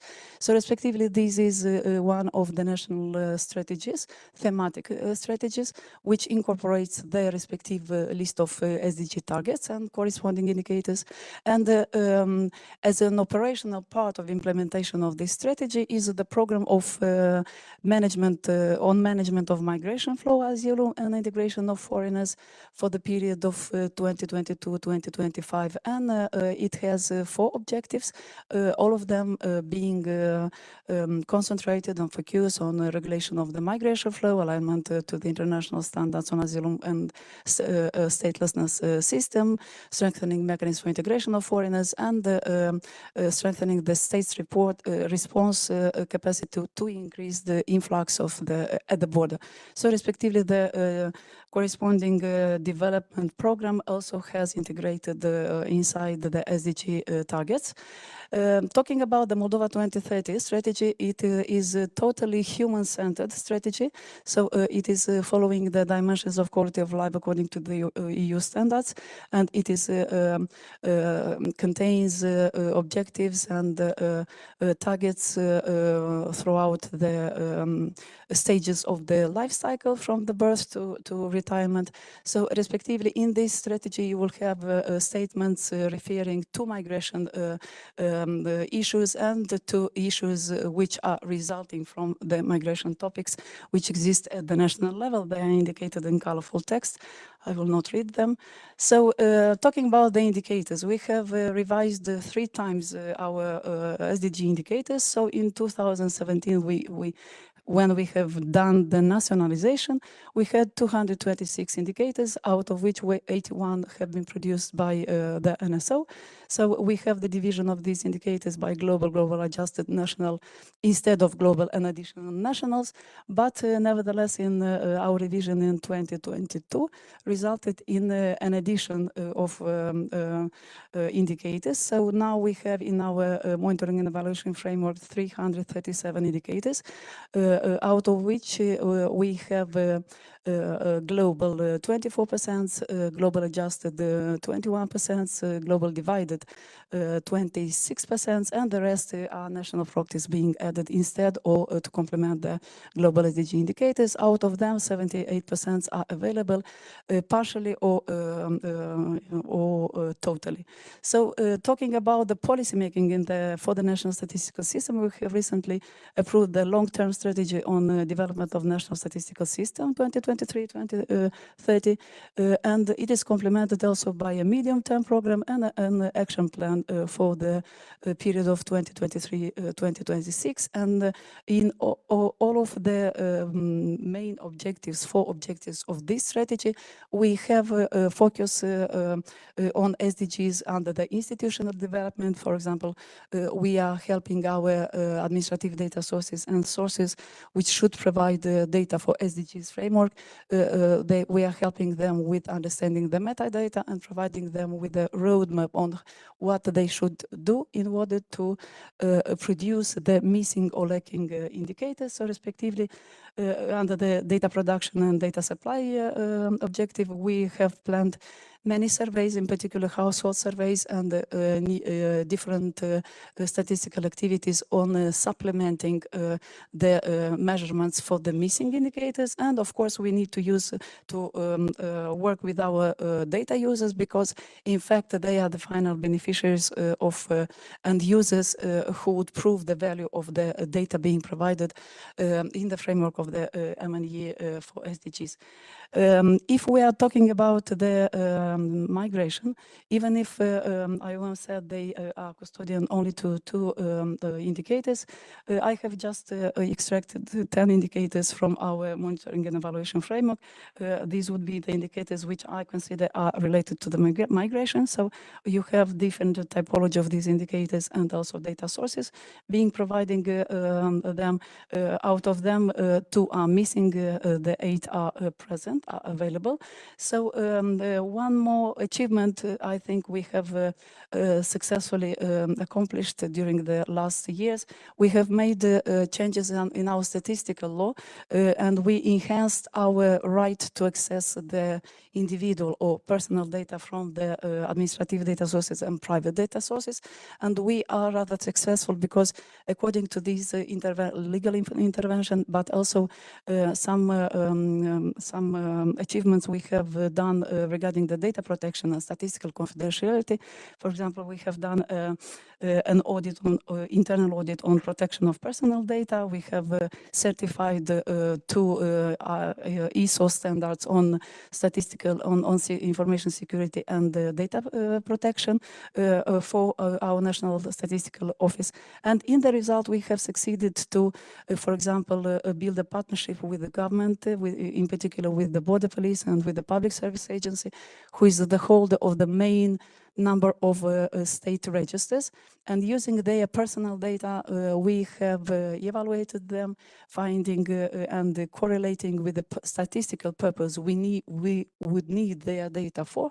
And respectively, in the result, we have managed to apply the usual residence definition to the determination of immigrants and immigrants, because we were in fact lacking kind of reliable data on population, because our population was containing also our Moldavians who are living for a long time abroad in Italy and in Russia, in going once 10 years ago for labor, but not returning back or taking their families with them. So respectively, we have cleaned this legal population and obtained the usual residence population, and it is based on the using border crossings individual data. And of course, the number of population is the main denominator for all the SDG indicators. So respectively, we think that this was a good result in order to ensure the reliability of the whole set of SDG indicators. Thank you very much. Thank you very much. We'll move to the third hidden presentation with Tunisia. Bashir. And Yes, with hidden please. person. On behalf of my colleagues, I can't attend this meeting. I present briefly the experience of Tunisia in the migration. Why migration, migration is crucial for Tunisia. Okay. Tunisia faces various migration-related challenges, including internal migration from rural to urban area, international migration, particularly toward Europe, and Tunisia has become a transit zone for sub-Saharan migrants en route to Europe illegally. Also, remittances from Tunisian living abroad are significant contributor to the Tunisian economy. So, the first step was Tunisia hymns. The slogan is, "Your story is ours."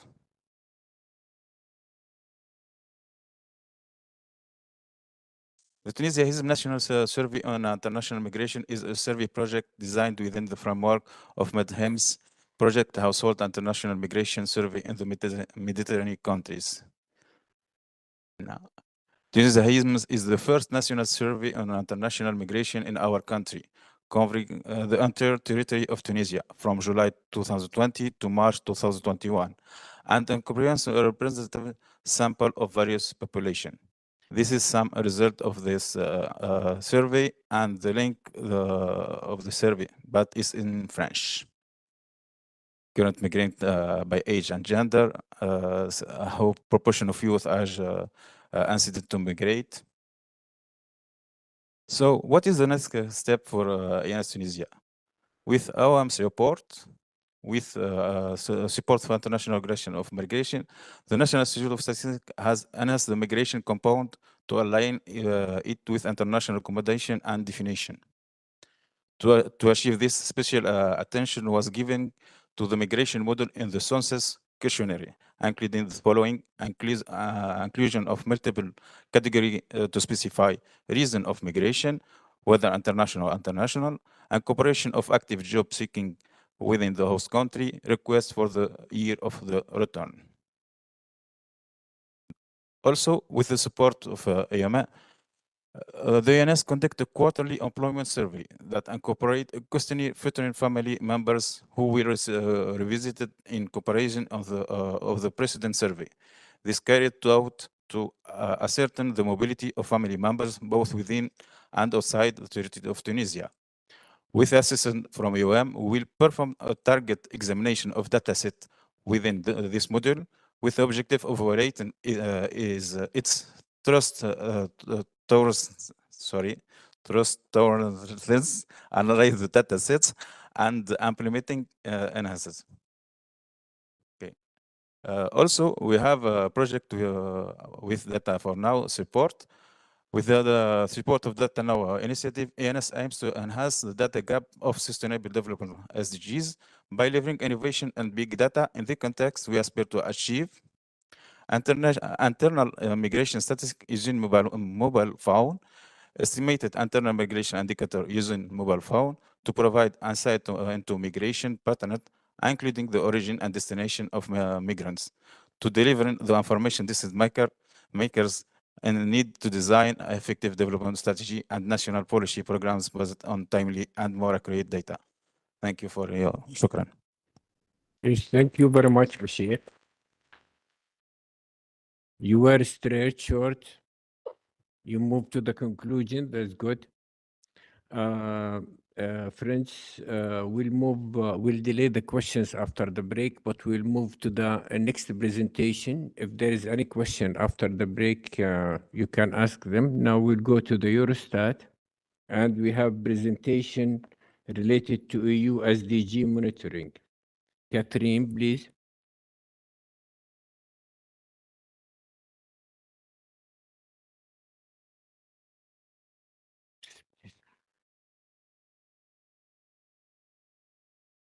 Even though in the break you can remind more questions for them.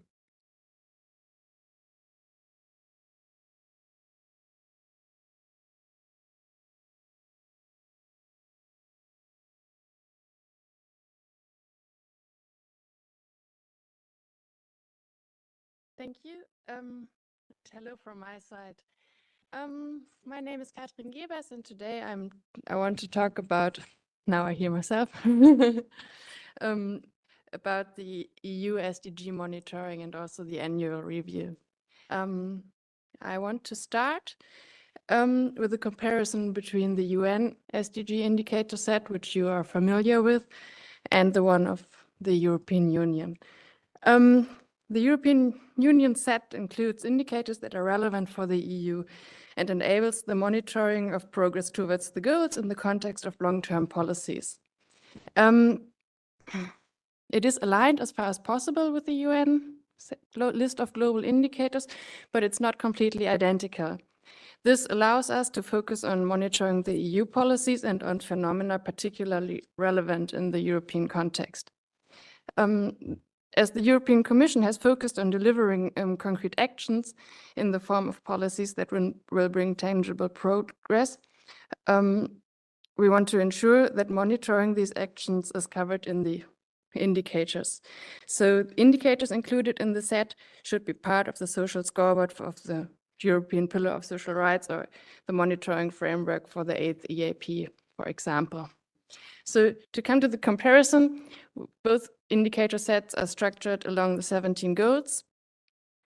The UN indicator set contains 231 indicators, while the EU indicator set is restricted to 100 indicators. 6 indicators are included for each goal and to attach equal relevance to each goal in the entire indicator set. Currently, 68 indicators are aligned, partly at least or similar to the UN indicator set. We use also multi-purpose indicators, currently 33. The figures are all taken from the 2023 monitoring report. So by our next review, which has already started, because it is done annually, this might change. We know that the next comprehensive review of the UN indicators is just about to be started. Because we have not so much time, I want to keep short the trend assessment of our system. It is so that all indicators are assessed quantitatively vis-à-vis SDG-related EU objectives and targets based on the past 15 or 5-year period. This provides for us an indication whether a trend is persistent or has shown a turnaround at a certain point in time. You can go through the results of the assessment later on. Basically, it's asked if we move in the right direction or way. This is the assessment which is displayed in the monitoring report for goal 4, for example. And this is the overall European Union's progress towards the SDGs in the past 5 years. We can see that goals 1 and 8 are the best performing goals, and goals 17, 15, and 13 need to make further progress. To come to the annual review of the EU SDG indicator set, Eurostat is not performing the review on behalf of itself, but we are consultation with a lot of stakeholders. On the one hand, we consult the European Commission itself with the Directorates General, like the Directorate General for Environment or Employment, and we also consult Eurostat specialist units. Since last year or this year, we also work closely together with EEA. We have a service level agreement, which brings us further in the provision of data on environmental statistics in terms of sustainable development. On the other hand, we also consult the member states. On the one hand, committees of European Union member states, like the Employment Committee or Indicators Group. I need to look up these acronyms.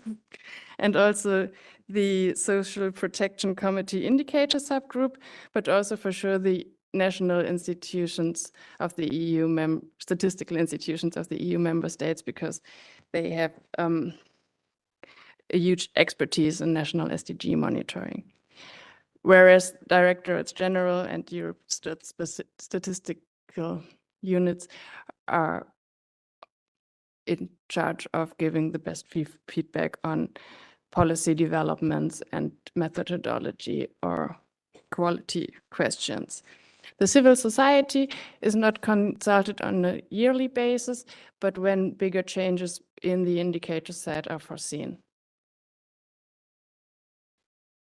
Yes. Which principles do we follow? First, we want to preserve the structure we have. 17 goals, 6 indicators per goal, and we want to still use multi-purpose indicators. But as the set of the 100 indicators is almost full, if a new indicator is found or is supposed to be included, another one needs to be taken out. A replacement of an indicator only happens if it leads to an improved measurement of progress towards the SDGs. The potential new indicators must be ready to use, as all the other indicators in the indicator set already are too. And that means that a harmonized and transparent methodology needs to be in place, and data must be available for the member states and an European Union aggregate. And the data must be available for Eurostat. So new indicators need to be more policy relevant and have better statistical quality than the current indicator. Quality is defined as in the European statistical system, like the quality assurance framework and the code of practice. Each year after summer, we launch the review process and consult the stakeholders mentioned. Currently, we're in the consultation phase of the Commission services and the member state expert to achieve a pre-final draft end of next month of the new indicator set. Further consultations might be possible after that, so that we aim for the final indicator set by the end of the year. So or in the next year, the work can start on the assessment of the indicators and also on writing the report, which needs or will be published together with the European semester spring package end of May or beginning of June. I can give a short glance in what we plan this year.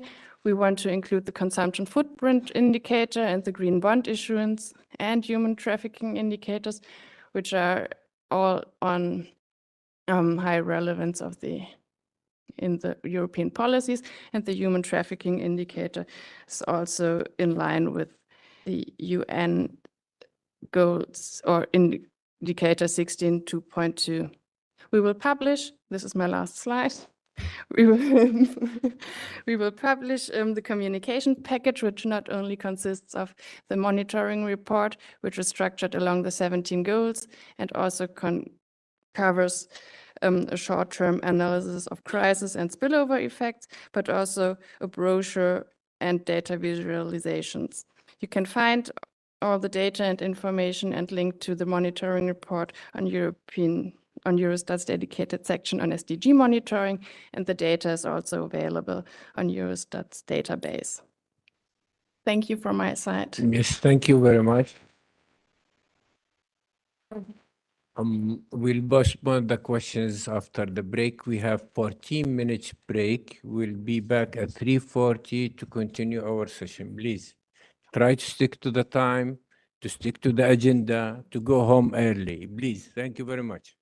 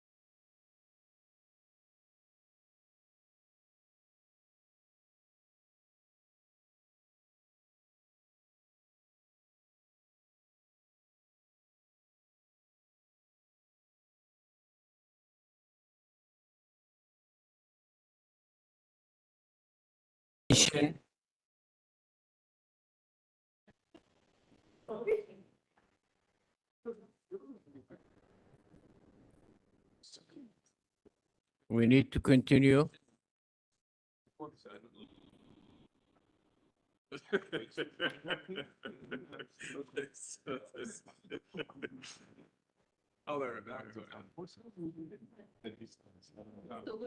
You sit there. Yeah. Yes, go on. Relax. I thought we were.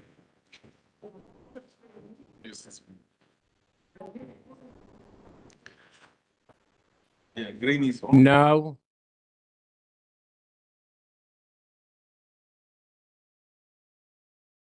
yes, please, your attention. We'll open the door for questions.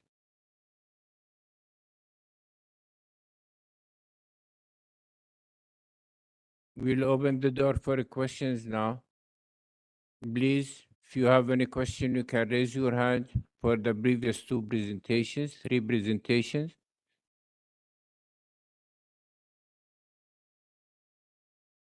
Yes, please, excuse me, there.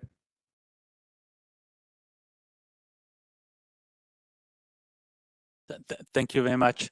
I have a question from for the colleagues of Eurostat about the what has been the involvement of member states for this this selection of indicators, which I saw some are also coming from civil society organizations, and what has been the if you could share some information about the opinions, the exchange that took place with member states. Thank you.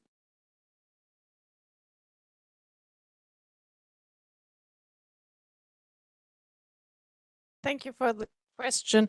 In general, Eurostat opens the review process by suggesting the.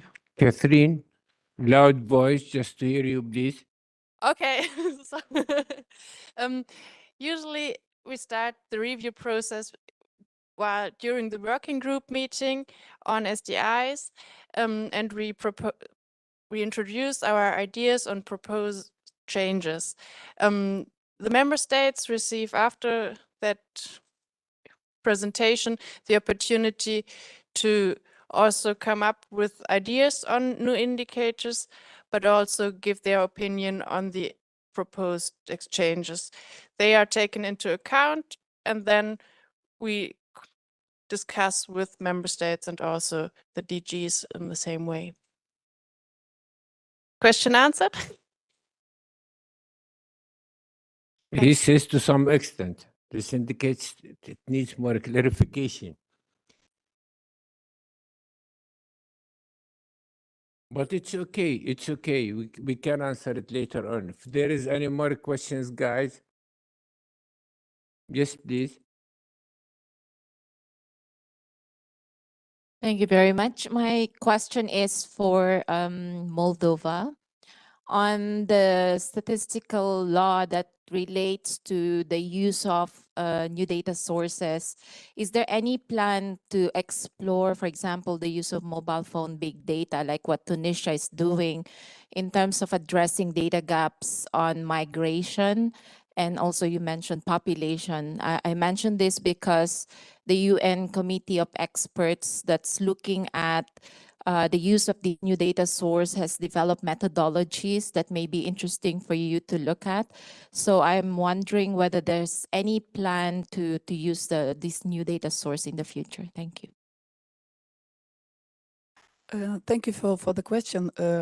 In fact, we have started with them because we first of all wanted to use them in order to also validate our calculations on the international migration, so immigrants and emigrants from the border police data, because we have a problem with this data. We have a kind of part of the border not controlled. It is the Transnistrian region, if you have heard, and we don't have control over this border. So respectively, we wanted to check our calculations regarding the border crossing and wanted the mobile phone data.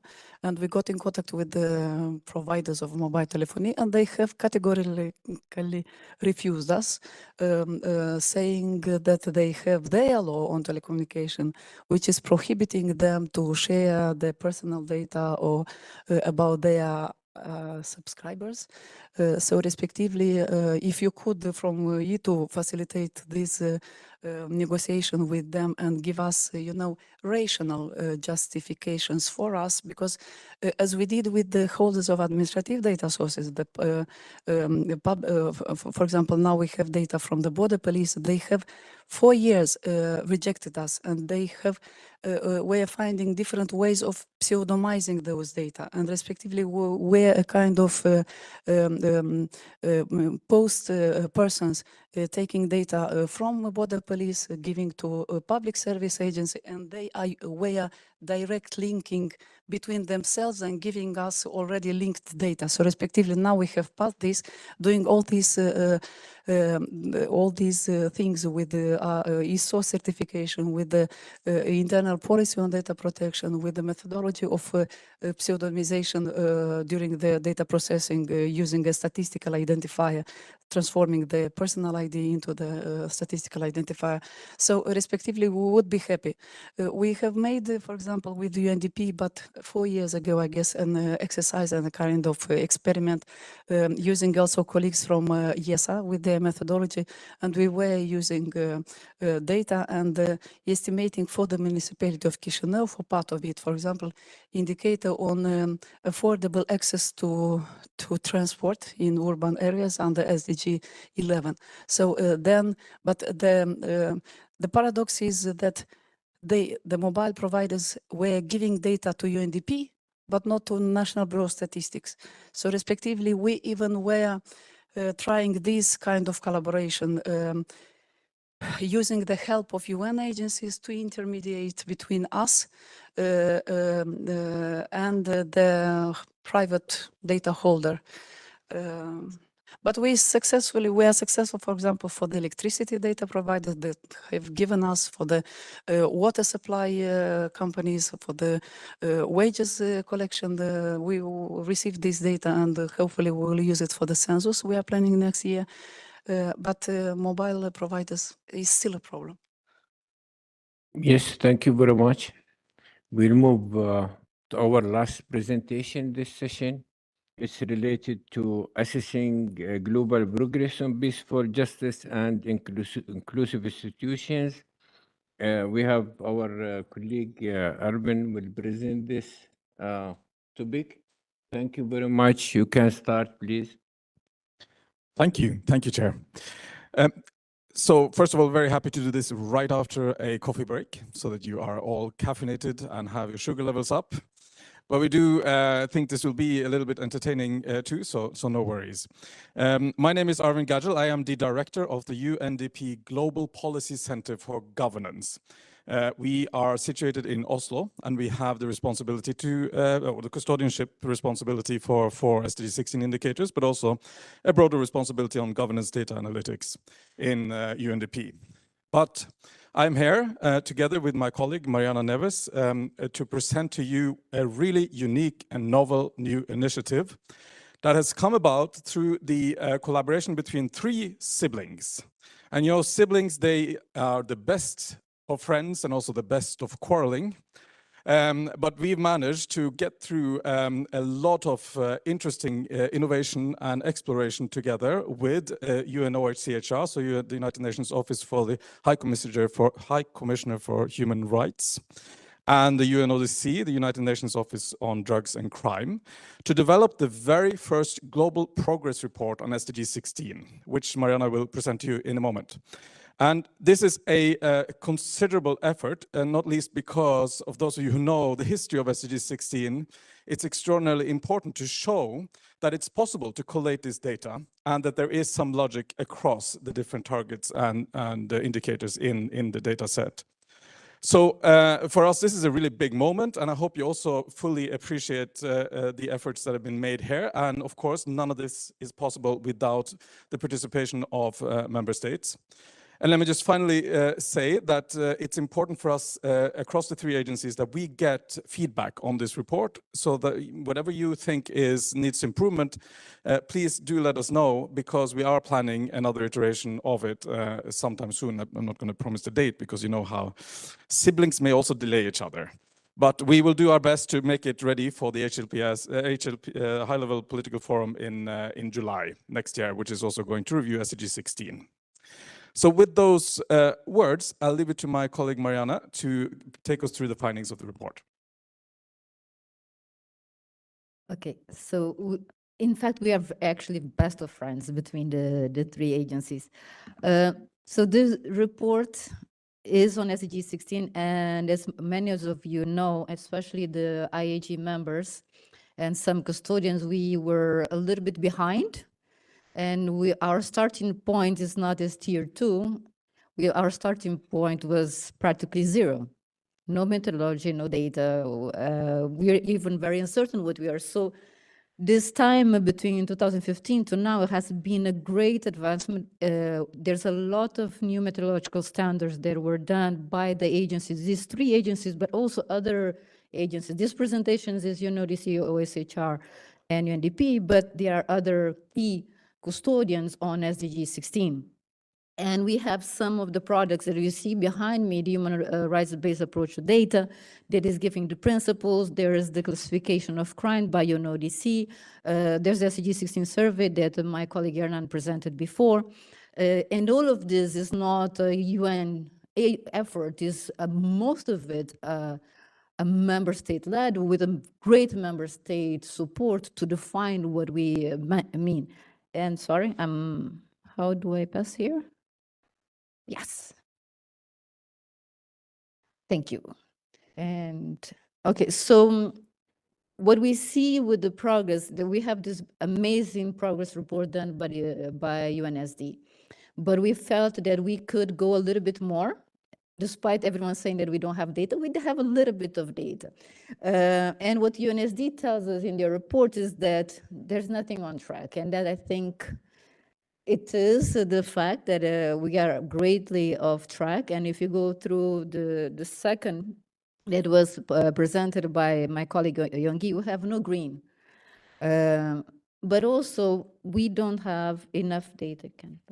We don't have enough data to go too much granular. So what we found is that we have main progress.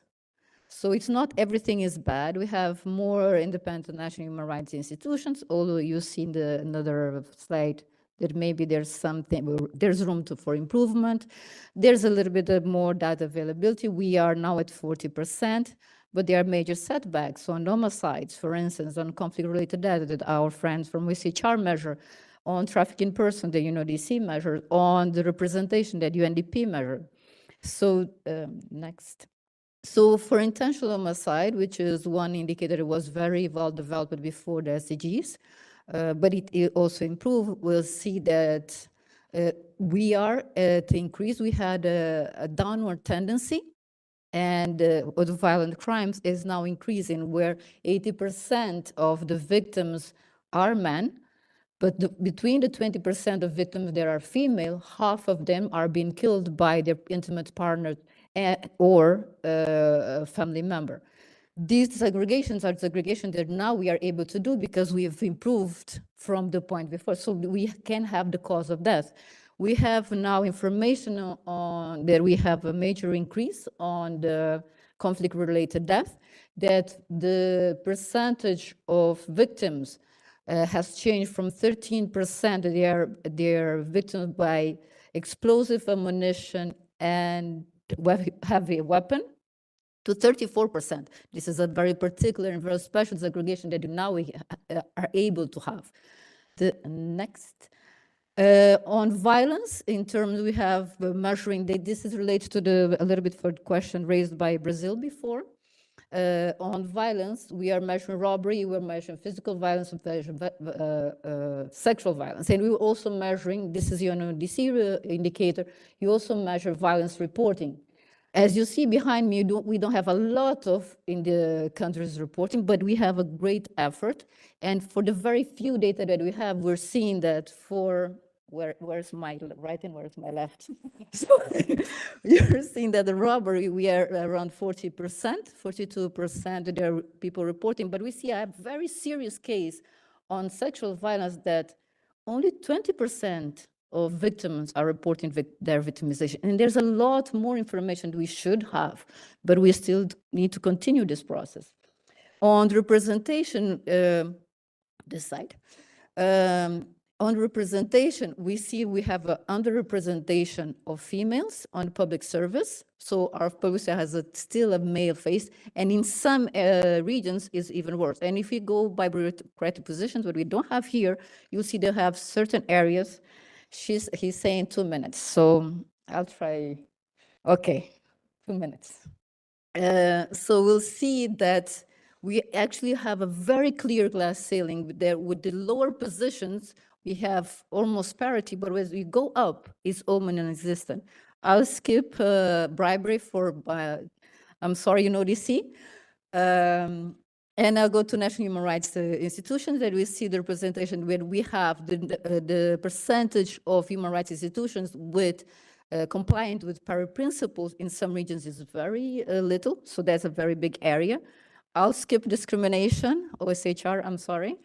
And so what we want to say is that we have some data, it's not enough data, but what are we doing about it? And the response between the three agencies is, we have come together and we're trying also to come together with the other agencies to deliver more. The three agencies, they cover 18 of the 24 indicators on the SDG 16. That's why there was the first.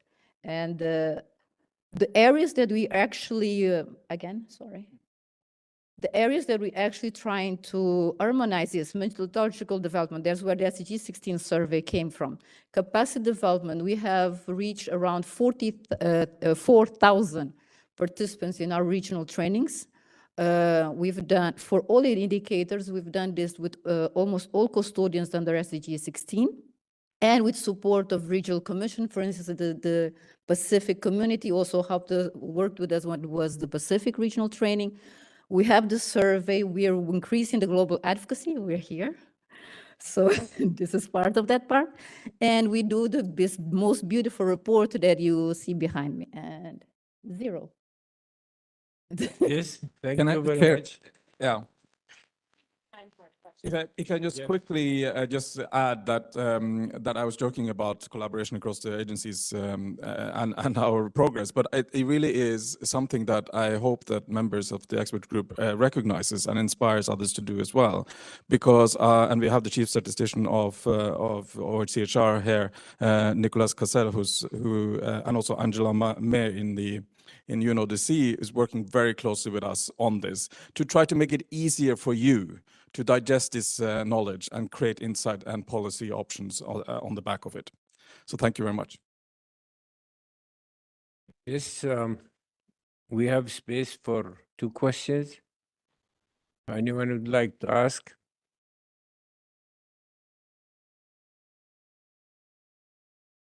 No questions? Pilot Yes, objections then. please. No?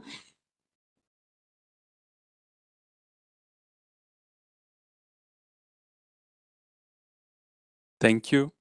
Nobody raised hands, so I was a bit hesitant to ask this because I think it's a bit hard, since the goal is the hardest one, in my humble opinion.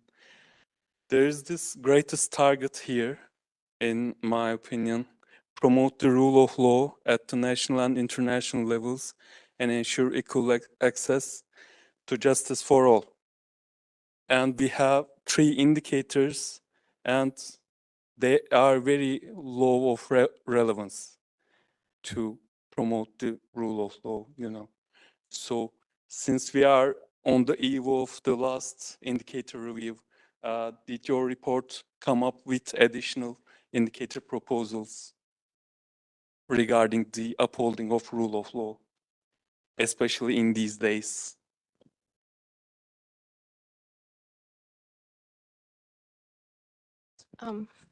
Yes, thank you. I'm Sarah from GIPS. I think it's very positive and it's very Loud voice, please. I'm saying that it's very interesting and it's very positive to see the level of commitment to report on the SDGs. But I want to re-emphasize on the point that was mentioned by our colleague from Stats Norway on uptake and measuring uptake. I know the ultimate goal of the whole purpose of SDGs is to be able to reach a point where we can end poverty, where we can ensure equality, reduce inequalities. But then are we keeping track of that? Like, yes, we ensure that the data is collected, is disaggregated, but what's happening next? Are we producing case studies in countries that were able to collect data on SDGs and was able to improve policies in that regard? So it's more of a question, what is the level of effort or what is the efforts beyond reporting on SDGs that's being made? Thank you.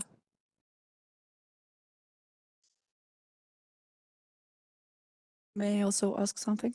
So you had one of the last slides where on the left there were administrative data sources, on the right the population surveys, this slide. So here it is written very low data coverage for some indicators as high as 20% of the countries. And on the other slide you had also mentioning the collaboration with the NSOs, with the National Statistical Offices. So usually these population surveys are done or should be done by NSOs. So respectively, I just wanted to link these two. From your experience of work with NSOs, would be your, I don't know, conclusion or impression, why these population surveys have low data coverage?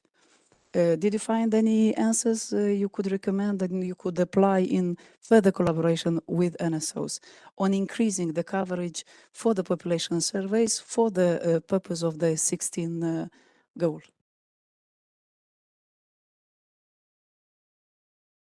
Okay. So the first question, your question is if we should have more indicators on rule of law. So that was a tough, it's a tough target. And for 1631, which is a UNODC indicator, we cannot measure the entire crime. We cannot have one indicator to measure entire crime. So they had to select three, with three being the most serious. So that's the criminal side. Then you have the 1633, which is the civil side. And then you have 1632, which is a proxy of what we want to measure. And we understand that it has these limitations, but we have to take into consideration also what is possible, the minimum possible. We cannot have all experimental indicators. But the three indicators are super essential to at least have an idea. Remembering that the SDG, we're saying SDG is hard, but SDG is the minimum. It's not, we're trying, and we actually, I'm also from a SIDS country, so I understand that it is hard to measure, but they are a part of a bigger thematic that needs to be covered. So for instance, we just had a meeting with a small meeting with ILO. They have a few indicators, but they measure much more than the indicators they have this necessary to measure much more than we have on the framework. So it is our starting point. The second question, sorry, I took a note on my mobile. Uptake, the uptake from the, we don't have at this point, there's some information, this is doing something that's called Data Matters, which has some information on that. We've been, I think, focusing much more on the actual supporting data production. If we want to have one idea how the member states are uptaking, I think one glimpse is through the VNR. So we went through some cases that we had only less than 50% even mentioning the targets on SDG 16, and for some targets, it's at 100% at this point. So they are taking it into consideration when reporting and when designing their policies. And the last question on the, Arvin? Population surveys. I thought he wanted to add something. So on population survey, first, the SDG 16 survey, we only work with the national statistical system. So either as a partner or as the main implementer, but we understand that there's very different configurations. And in some cases, the NSO is the main data producers, and it's the only, sometimes there's another agency inside the national statistical system that actually responsible for that statistic. For instance, we're doing Thailand at this moment, and the entity responsible is not the NSO, is actually the Minister of Justice. Why does this was not being, why we have such a low data coverage? It's a lot of the indicators that are starting now. Victimization, we don't have a very high number of victimization. The countries are uptaking it. We're also trying to improve it. The data coverage also refers to the completely aligned with the best standards. There's some that might not still being taken, but we see a very, very increase of request of support from the National Statistical of all sometimes from them, sometimes to assist a national partner. As an example, just this week that ended, we had, I think, 5 countries. We have Turkmenistan having an SDG 16 workshop tomorrow to Friday.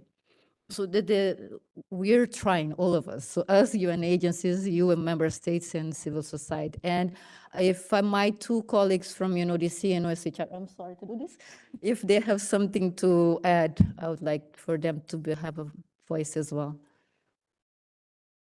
Thank you very much, Mariana and Arvin, for that. Don't have much to add. I think also to echo the fact, I think that we've gone a long way in this field. We started really from zero, as you said. We still have a lot of work, but I think significant progress has been made on quite sensitive topics and on a goal which really has a cross-cutting importance value for I think across the agenda.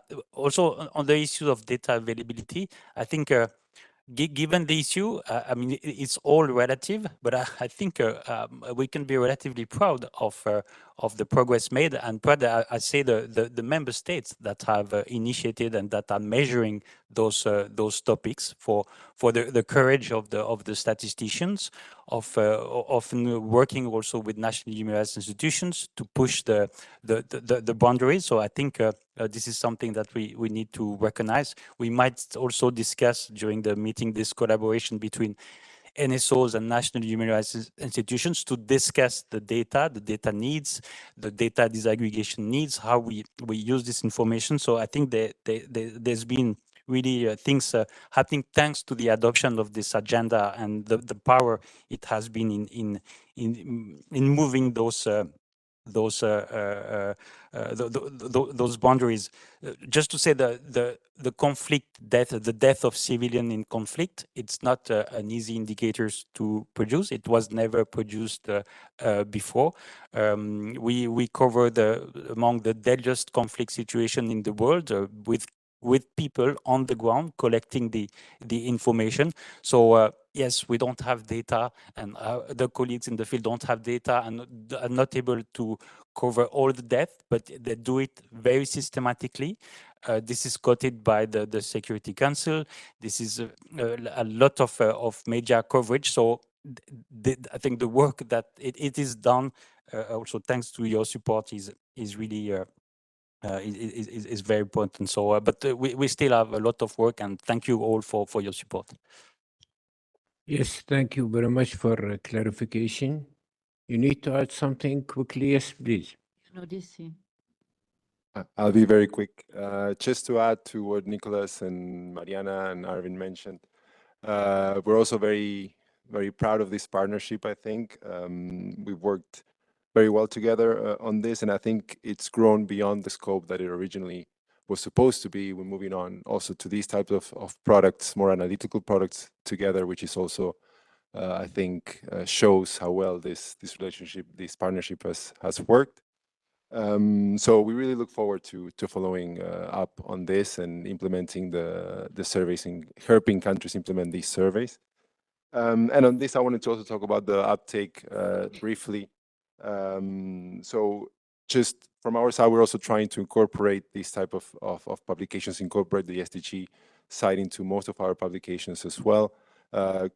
Before the end of the year, we will have a homicide report coming up, a femicide report also coming up, which I think also would be very useful. And also, we worked closely with some countries in implementing corruption surveys as well. And this has also been repeated. So we now have, in some countries, we have, in a way, a sustainability to these types of initiatives, where it's been measured several times, not only once. This is the case, for example, of Nigeria, where now that they've implemented, I think, a third survey on corruption in the country, and it's also in other countries. It's also picking up. So just that. Thank you.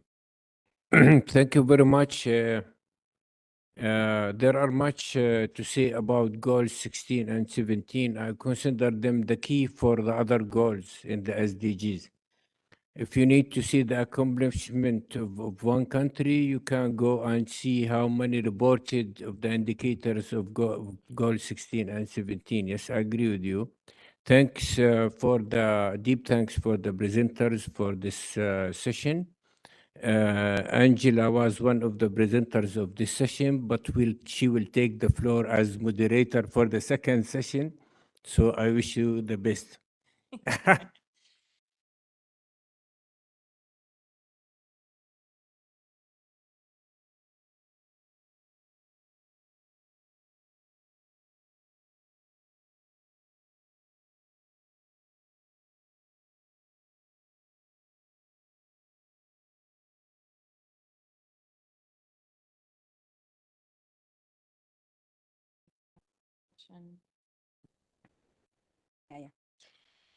Thank you so much. Thank you, everybody, to be here. And I think we are going to begin with this session in which we are going to look for lesson learned on SDG monitoring and looking ahead, so present and the future. And I think we have the first speaker, that is Stefan Schweist, and the presentation should be on Beyond GDP. And it is a virtual presentation, so it should be online. Yes, yes, perfect. So the floor is yours, and thank you so much. Thank you very much. Can you hear me here from New York? I can. Can you hear me? I only see a very big room. I see my presentation, so that's a good start. We see him, but we don't hear him. Microphone. Shall I mute mine? See. Can you? Yeah. Can you say something? I can hear you. I can hear you very well. I can see a nice big room. I can see my presentation. I'm unmuted on my computer. Yeah. Please continue. We can hear you well. You can hear me? Okay. Yes. So now, yeah, my condolences. You can hear me now. I can tell you all you ever wanted to know about GDP and beyond. But let me first, greet everybody there. I can unfortunately not see individual faces because it's a very big room. And I'm very happy that you all working with us on this very important topic. The IAEG has become one of the most important bodies under the Statistical Commission, and I'm very grateful for your leadership in this work. Now, I wanted to share a little bit on my work, on our work on GDP and beyond, but I want to keep it brief and then be open for your questions. Some of you may know that I started my career at the UN Statistics Division in New York in the National Accounts section, so GDP and is dear to me and national accounts. So I was drafted into this discussion that actually started about 2 years ago under the Chief Executive Board of the United Nations that brings all the UN agencies together. And it was a consequence of the Secretary General's Our Common Agenda, which in itself is also the pathway for our Summit of the Future.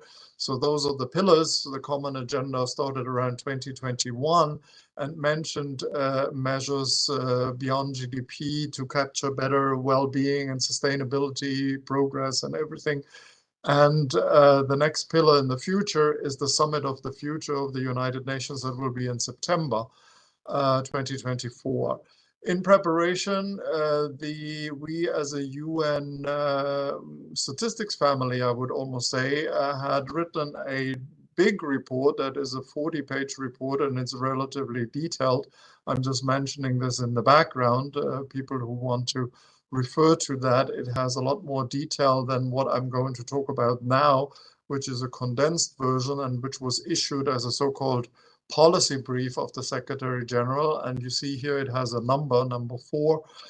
There was a series of a dozen policy briefs, and they all lead up to the Summit of the Future. And it was released in May this year, not too long ago, and I put the reference there.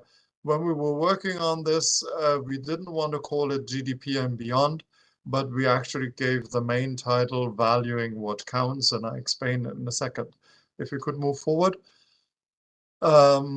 Okay, why do we need beyond GDP and why now? I think this group with you, I don't have to explain that. The political pressure is enormous, but it's certainly nothing new. But in the context of various crises and so on and so forth, we have all realized again that GDP alone is not enough. We need more measures. This is nothing new to statisticians.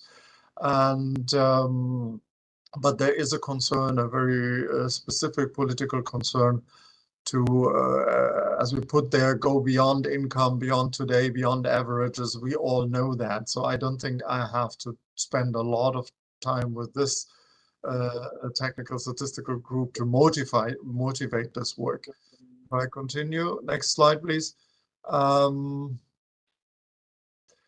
The background specifically, if I start at the bottom right corner, the SDGs themselves already have in target 19 a reference to develop measures of progress on sustainable development that complement GDP. So I think there is an anchor of a mandate there. Then, as I said, in the Common Agenda picked that call up, and then the Chief Executive Board of the United Nations delivered on this topic and mandated this report that we worked on in 21-22. Next slide. So we took a little bit together. As we said, we started. This is a policy discussion at the beginning and not a statistical discussion. We need to figure out what are the outcomes that we care about. What do we value? And I'll make a parenthesis, and I hope you don't tell anybody. But when I first heard about this beyond GDP discussion in like 2021, 2022. I honestly thought this is the last thing I need right now. We want to be focused on the SDG agenda, and the SDG indicators are for me beyond GDP. And on the other hand, I'm also very busy with working on the 2025 review of the system of national accounts. But the political demand is there, and I believe it can be a useful discussion in terms of framing what we really want to measure, what we really mean with sustainable development and progress and well-being. And in a way, I hope that that could be already the foundation, the conceptual and the thinking foundation for an agenda post 2030. That is still quite a while away, and we certainly want to focus on our current agenda. But in that sense, I think this is a very good discussion at this moment, framing what we want to measure, and then how that could give us statisticians also a head start on having measuring systems ready when the next sustainable development agenda, which will certainly come, whatever it may be called, after 2030 comes. So I think I'm now taking a positive attitude to this work in the sense that it lays the foundations for possible information frameworks that we need for the future. And of course, I would want to build on the new SNA. In that sense, it comes a little bit early. But we all know that the system of national accounts, and especially the new one, will address a lot or more of those sustainable development concerns and well-being concerns, but not all of them. So we tried to frame, we call this the value framework. What are the outcomes that we are trying to measure? Well-being and agency, respect for life and planet. Sort of these are the economic, social, and environmental pillars and the processes that actually make that happen. We took that approach because we had to take a approach, because otherwise you can't continue the discussion. And we wrote this down not as the last word, but hopefully a starting point for the next round of discussions. Do people agree with us that this is a comprehensive value framework? Is something missing? Is something there that should not be there in this form, or so forth? This is, for me, the starting point of the discussion. Next page. So then we did 2 elements of due diligence. If we take these 6 categories that we just identify and we cross-reference them to the 17 SDG goals, if there's a strong correlation, it's dark. If there's no correlation, it's white, and anything in between. But the good news, just from a quick look at this picture, is that we are covering really all of the SDG elements. So we are, with this value framework that we are describing there, we are not completely off the chart, but it's highly correlated and linked to the SDG agenda. And the next one is also important. This was another element of due diligence. The next slide will show you the correlation. Next slide, please. With the elements of the common agenda, there were 12 areas of action, and all of them are covered with those 6 categories that we wrote down there. So I believe it is an honest and fair starting point. So next slide. We also didn't want to have, as I said, the SNA, the Beyond GDP discussion. That was a very fundamental principles for us, disconnected from everything that is going on. On the contrary, if we are having a Beyond GDP discussion now, it should be built on everything that is ongoing, and the most important elements, but not exclusively, are in those 3 bubbles.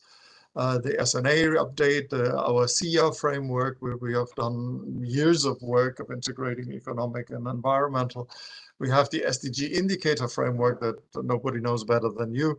And we had this recent discussion on the multidimensional vulnerability index and other initiatives, indicator initiatives all over the world. So what we're saying here, we don't want to start from scratch, but we looked at all of these. And at some point, we identified that over the planet, there were like over 500 beyond GDP kind of initiatives. If you add up what countries doing, what certain academic institutions are doing, what many players are doing. And if nothing else, I think our bigger paper on the CEP was very useful to make a stock-taking exercise on the richness of the work that has already been undertaken and that we can build on. Next. What are the criteria to develop a good metric beyond GDP? I think we tried to spell them out here. Number 1 for me is the most important. It has to be country owned. We don't want to develop a metric that is calculated somewhere in a laboratory GDP's biggest strength, and I always say sometimes it's the success story of the UN, is that we actually taught hundreds of thousands of national accountants over time across the planet, and every country compiles their own GDP. That's precisely why it is so strong right now. Any metric will have to be comparable across time and countries, well established and trusted, universally acceptable, of course, able to convey a strong and clear message that comes from the user side that demand that it needs to be understandable. I mean, we have very comprehensive and excellent statistical systems, but users, of course, want at the end of the day some form of condensation. And as the last point is what I mentioned earlier, iterative and dynamic. It can be changed over time and based on what exists already, whilst allowing new indicators as relevant. This is precisely also the same kind of logic that you've been operating on under with the SDG indicator framework. So the policy brief, next slide, makes 3 fundamental recommendations. It's a little bit more detailed, but I mean, it says we need to step forward in 3 steps. One is we need a political mandate, confirm the political commitment to develop such a conceptual framework, and it has to be a conceptual framework first of valuing what counts, anchored in the 2030 agenda, not disconnected from it. And then we can build a statistical numerical system on top of it. And the way we would do that is to convene, the proposal is to convene an independent high-level expert group to develop a dashboard of a limited numbers of key indicators, not more than 10 to 20 and 20 to 20. I think that was one victory, I would almost like to say, from the statistical voices in this discussion, because from the user side, there were a lot of people who were dreaming of an index, a highly composite index, some kind of super SDG index. And I worked very, very hard, and many of my dear colleagues in the statistical community trying to tell people that that would not be a good idea, and that we need at least a dashboard of a number of indicators and that convey the complex reality, and we would have to think of how those indicators could be well selected so that they are not too highly correlated and expressing different realities and so on and so forth. But I think that we were able to convey that idea of a dashboard was an important step forward.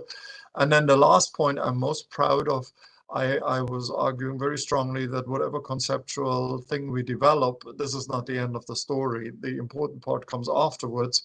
We would then need to launch a capacity building initiative all around the world in order to enable countries to actually collect those data. Because only then we would have a meaningful global metric on beyond GDP. This is how this goes. So these are the 3 recommendations. In the summit this year of the SDGs, they were picked up in principle, I would say, but not in detail. So we didn't get a specific mandate to launch this high-level expert group. However, the Secretary General is very eager to do that. So it has actually asked us and UNDP, UNCTAD, and our office. We have helped a little bit in providing secretariat support to this.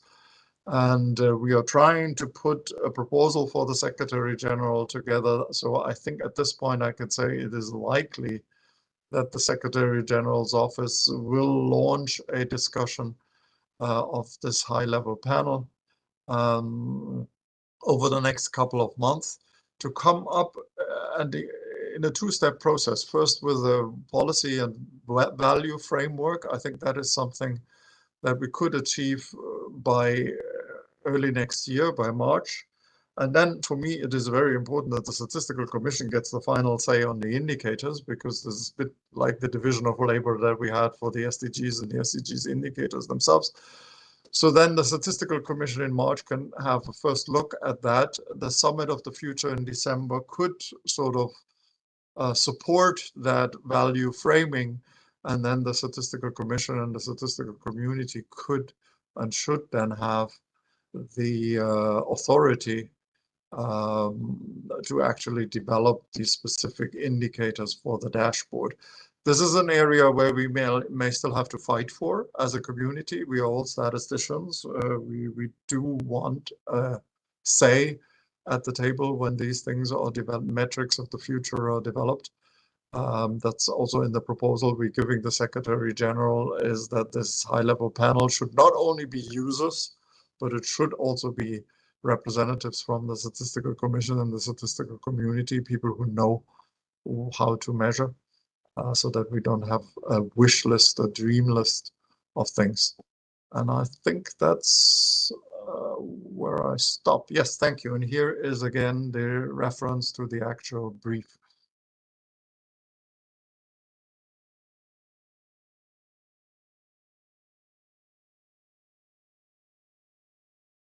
Thank you so much, Stephen. I ask to the floor if you have any question to Stephen. Now it's the moment. Oh, a lot of question. Jordan? Yes, Mr. Stefan, thank you for your presentation. In fact, I didn't watch the presentation. I've lived in, because you are talking about a huge subject. In different countries, when we are talking about GDPs, what they care about, how much is the percentage of GDP and the contribution of different sectors in GDP. They are talking about input-output tables. They are talking about the analysis of forward and backward linkage using Leontief matrix.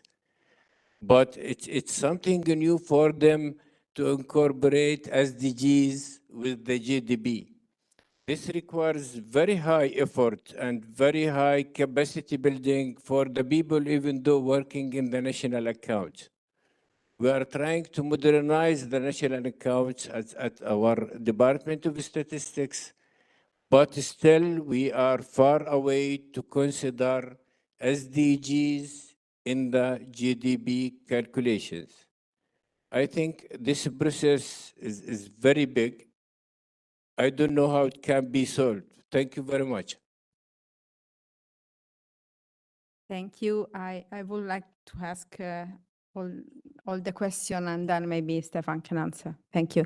Thank you so much. Canada, please. Thank you for the presentation, Stefan. Just a question. What is your timeline for this? I guess my concern is we have these overlapping frameworks that keep coming. We have them domestically as well, so it's not just an international thing. But I get the question, well, there's the SDGs and there's well-being frameworks, and now there's beyond GDP. And you talk about minimizing the impact on NSOs, but the impact is already there with the well-being framework, the SDG framework. So even a small impact is additive to this. And does it not dilute the initiatives that are already ongoing? I know you said you've mapped to the SDGs, but will it take away the importance of the 2030 agenda to policymakers, and they'll focus on something completely different? And because you don't necessarily have measures, if you want to limit the measures, does it mean that the momentum to achieve the SDGs is going to be reduced because now it will become the beyond GDP momentum, which I guess if it's achieved will help the SDGs, but there may be components that are completely forgotten. Thank you. Thank you. And there was a colleague that is at the end of the room.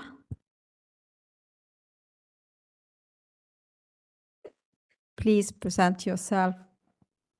Hi, the SDG process was very inclusive and involved stakeholders. Would it be envisaged that this process would also include stakeholders, or would it be purely country-based? Thank you. Are there any other? Yes, Moldova, please.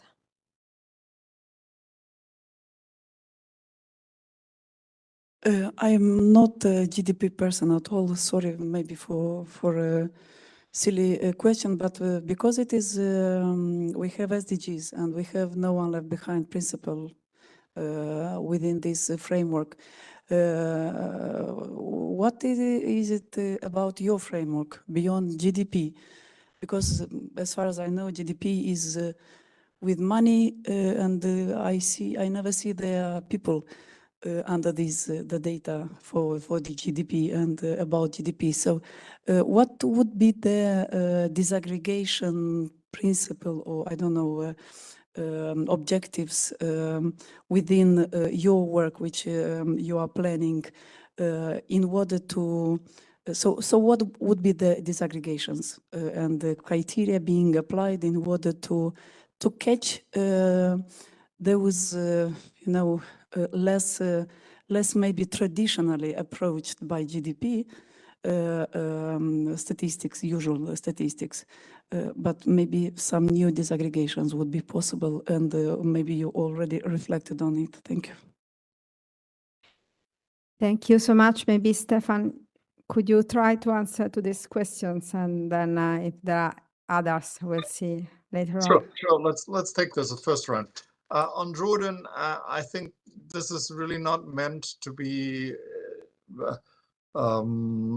incorporated into the system of national accounts. You know, we are working on the system of national accounts. It's actually, we're getting to the final stages. It will only be adopted in March 2025.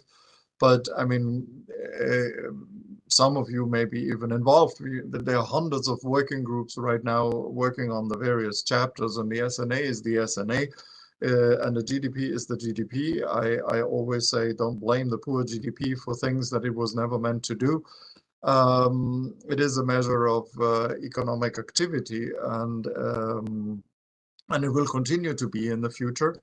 And but the new SNA does include two chapters, how even the system of national accounts, which is the underlying system, can be used actually through this aggregation to address some of the social and environmental concerns, because I mean, natural resources will be treated differently in a new SNA. But how we can address some of those concerns with the current framework, accounting framework. Canada timeline, I'm as worried as you are. And on the two things, I mean, that you mentioned, you were worried on the impact on the NSOs and worried on the impact on the SDGs as an effort. And the second one is a policy problem. And we will have to see when there is a discussion here next year, I hope at the Summit of the Future, how much political emphasis the General Assembly wants us to put on this topic, or whether there is a categorical instruction SDGs go first. I hear in the political discussions a lot of that latter, that people say, let's focus on the SDGs first and worry about all of those other things later. And in particular, don't build up a parallel system. If you do something in that direction, it has to be solidly grounded in the SDGs. So, and I think that's also for us and statisticians in particular, an important task. And I count also on your support, and we may have to work on all of this together, even talking to the policy people in our own organizations and countries, that they don't run away too far, because also we all know the tremendous efforts that national statistical offices have already made to calculate the many in the SDG indicators. And the last thing is that I want to overwhelm and overburden national statistical offices with additional requests. So I think to the extent possible, whatever new reflection should build on what we have already. Stakeholders will definitely be part of the discussion. I can't tell you yet exactly where and how, but I mean, we are beginning this process now with this expert panel that will then make a proposal in 2024 for the Summit of the Future. And for the Summit of the Future, there will be avenues for all stakeholders, NGOs, academia, private sector, to make their inputs. I mean, but that would be my understanding, that nothing would be decided in the GA 2024 that hasn't gone through a very thorough and transparent process. And the Moldova question, what is it? I mean, as you were saying, GDP is mostly, it's an accounting system. It's more oriented towards money. And GDP has the big advantage that it sits on top of an information system, and then you can disaggregate it and dig down and do sectoral analysis or whatever you want to do. That is a concern that I always have if we develop just a system of flashlight and key indicators, that we would then not necessarily have, I mean, we need to worry about going beyond whatever will be identified as the key metrics, that we can go and disaggregate them for deeper analysis. So I'm always advocating information systems. So I would not like to see some indicators in this dashboard that are just standing there isolated by themselves. So, but they should be coming out of the statistical systems that we are working on. But we may have to fight for this so that we are not sort of run over by a political agenda. And we need to be vigilant as a statistical community and on all levels, as I said, at the UN institution, secretariat, and at the country level, be in touch with also the policy people and possibly the mission people in New York when these things are going to be discussed. And I will make sure that the Statistical Commission plays a significant role so that nothing is moved beyond our statistical community without our active contribution. Thank you, Stefan. I don't know if there are any other questions or it is enough for now. Oh, are there? Sven, please. Hi, this is Sven Germany. Sorry. Sven from the Federal Statistical Office of Germany. Stefan, I'm a big fan of having what you suggested, a small dashboard with key indicators from our existing statistical systems. But when I recall the SDG process, I mean, we started with the aim of having not more than 100 indicators. If I look at what we have now, we somehow lie when we say we have something about 200 or 300 indicators. We have included dashboards and disaggregations and so on. I think if we honestly would count, there are several hundred or even 1,000 indicators we're producing for the SDGs now. I recall an SDG interagency expert group meeting we had in Mexico City in the very beginning of the SDG indicator discussions, where there was a suggestion to have a short list of indicators or main indicators for goal level, where I still remember your colleague Ivo telling us nobody in political New York wants to have such a short indicator list, work on target level.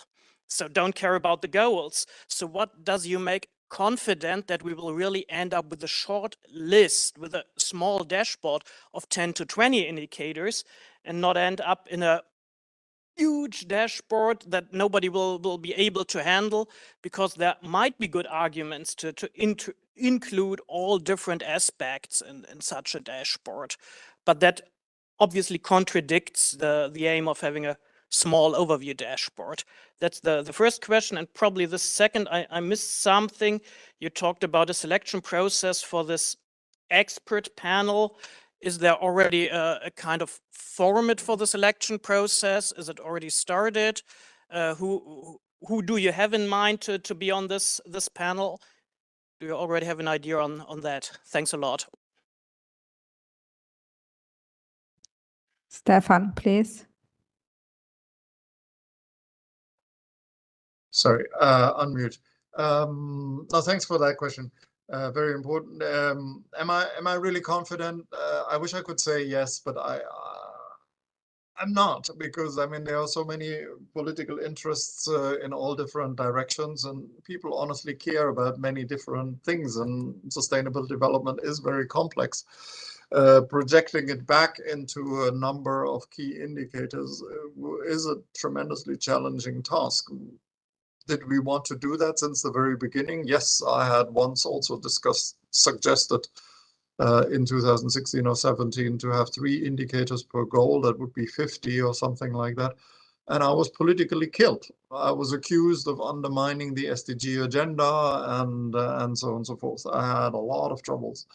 So the appetite of the users and the politicians is unlimited. Am I really confident? I don't know.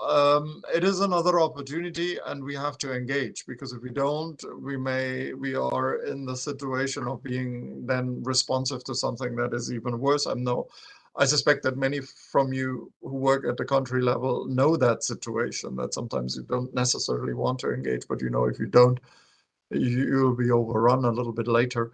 I think it is an opportunity. I think there may be something like a pendulum situation, that we went from very few numbers that describe progress. And of course, many people resent that their progress of their country is reduced to one number, GDP. We all know development is not GDP.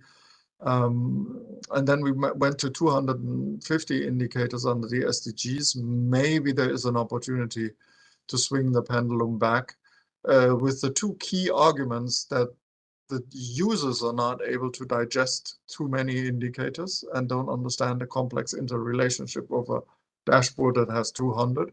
And the producers are, of course, terribly challenged to come up with those numbers, because we don't have the resources around the world for each country to produce all of these numbers, as hard as we have tried, and as phenomenal as the statistical community has been in increasing the numbers on the SDG indicators. I said several times at the past summit that the SDG report as a whole may be depressing, because in many areas we as a world did not make the progress that we hoped we could do. But in one area, there is a lot of positive news, that the statisticians of this world have lived up to the expectations and have tremendously increased the number of indicators that are available across the globe. And those were almost the only positives and optimistic charts in our SDG report. So am I confident? No, but we have to engage. Yes, we do.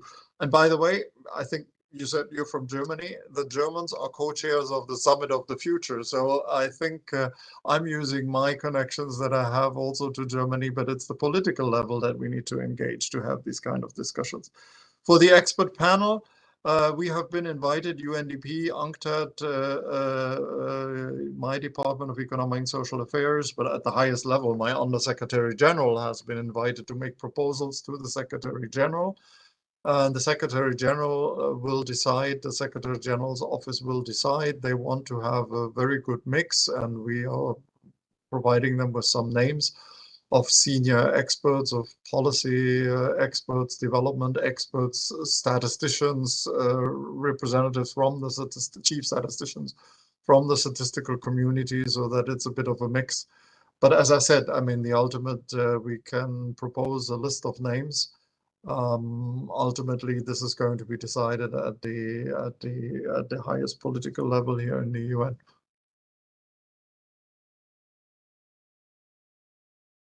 Thank you, Stefan. If I can ask, could you please repeat what should be the time, the period in which this is going on?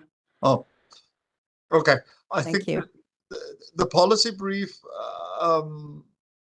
recommends that this high-level panel should have a preliminary proposal on the categories, on what we call the value framework, not yet the indicators, but I mean, by March next year, to be considered by the Summit of the Future, which is in September 2024 here in New York.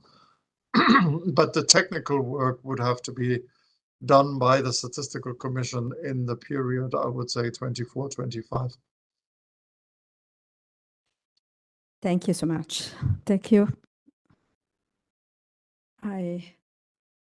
Maybe, yeah, there are other 2 colleagues that want to ask a question.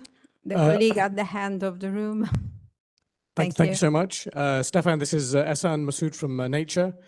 If I ask you to cast your eye further down, which I think is what you're thinking, you're clearly thinking in sort of medium to long term, do you see a future where actually GDP is not used, and whatever comes in its place becomes the thing that people like myself and other users in business, in governments, in policy, in elsewhere start to use? They begin to change that paradigm. Is that where you and your colleagues are going?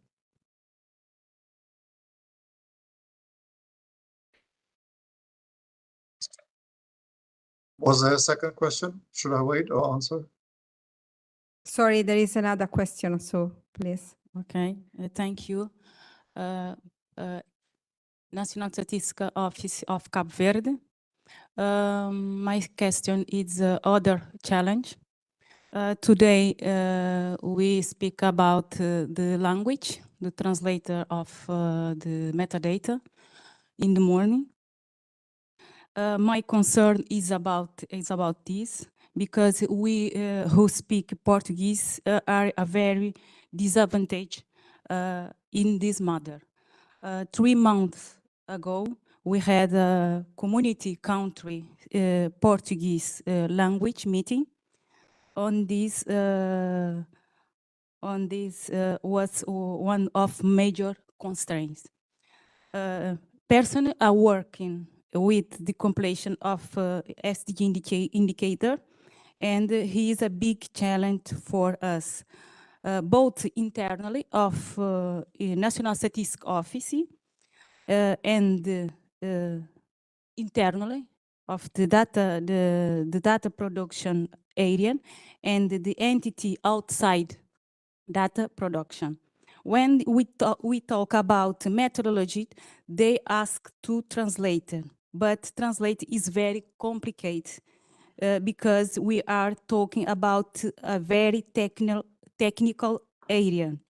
We have been making a lot of effort in Cape Verde and SEO to be able to produce and to dispose to the data, the indicator of SDG. And the country that already have some problem in the data production, sample, leave it. And then we see the estimated data for this country. For example, Guinea-Bissau, São Tomé, it's not capacity for the production, the normal data. The language is a great facilitator, and when it's not there, we are left behind. Thank you so much, Stefan. Please, if you can answer. Yeah, thank you. Thank you for those questions. I mean, Ehsan, do I believe that GDP will go away? No, I don't think so. I think we will still use GDP, and GDP is very useful. I mean, we're just making a major effort with the 2025 SNA to calculate the GDP and the whole system of national accounts for what maybe the next 15 years, which has been sort of the average lifetime of an SNA revision. So I think the GDP is useful, broken down. You can do so much with the system of national accounts. I mean, you can break it down by gender. You can break it down by income groups to address issues of inequalities. You can break it down by age groups to analyze, for instance, intergenerational transfers and so on and so forth. So I think we have, it's a very powerful tool, and we haven't even used it in all its glory to address some of the very broad policy agenda issues that we have. But will the system of national accounts and the GDP answer all the questions? No, I don't think so. If we ask what is a fair and just society or human rights questions, we will never integrate into the system of national accounts. So I would hope my vision of the future would be that the GDP plays its rightful, maybe reduced, realistic role as the measure of what it is, primarily economic activity, and economy is important for the whole society, but it's not all. And it's complemented by a number of key indicators that help us and all the users and politicians to better understand the complex reality around us, economic, social, and environmental, and societal, and help us to manage it. That's what it is all about, have the numbers that we need to manage development. On the point of language, I have greatest sympathy. I've been working through my life with the PALOPs in the 5 African Portuguese-speaking countries. I've been trying to get the support from Portugal and Brazil to also help with translations. I know how difficult it is to translate technical material. Unfortunately, Portuguese is not one of the 6 official UN languages, but we are very aware, and I am very aware that if any technical material that we develop methodologically at the highest level in the Statistical Commission, we need to bring it to the people who are actually working on it, so that statisticians around the world, preferably in their own language or in a language that is relatively close to them. So, I mean, we will not cease to make efforts if there is important material to translate it anyway through the UN mechanisms and find friends, as I just said, regional commissions sometimes and countries like Brazil and Portugal in this particular case that can help us to translate technical materials.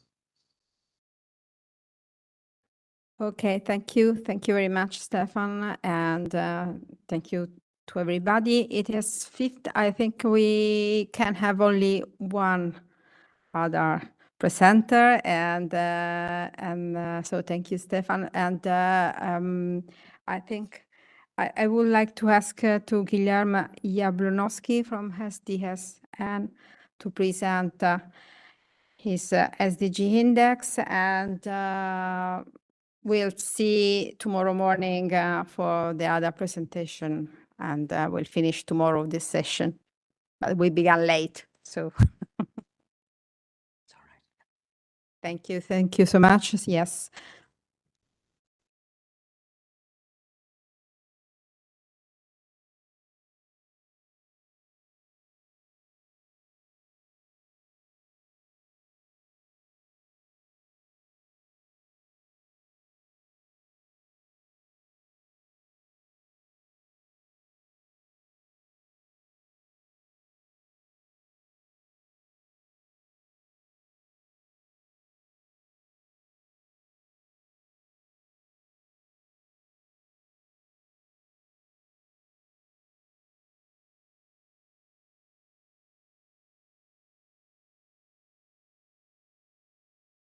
So we will begin to, okay.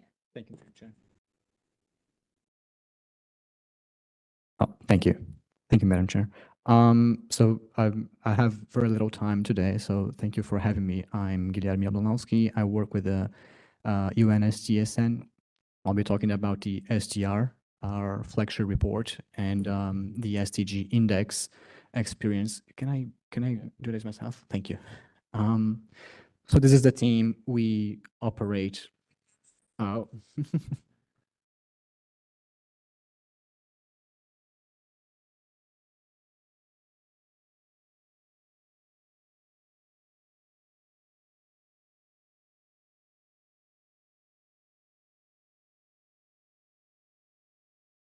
Right.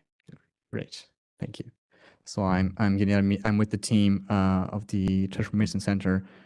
We operate under the auspices of the UN Secretary General as a whole at the SDSN since 2012.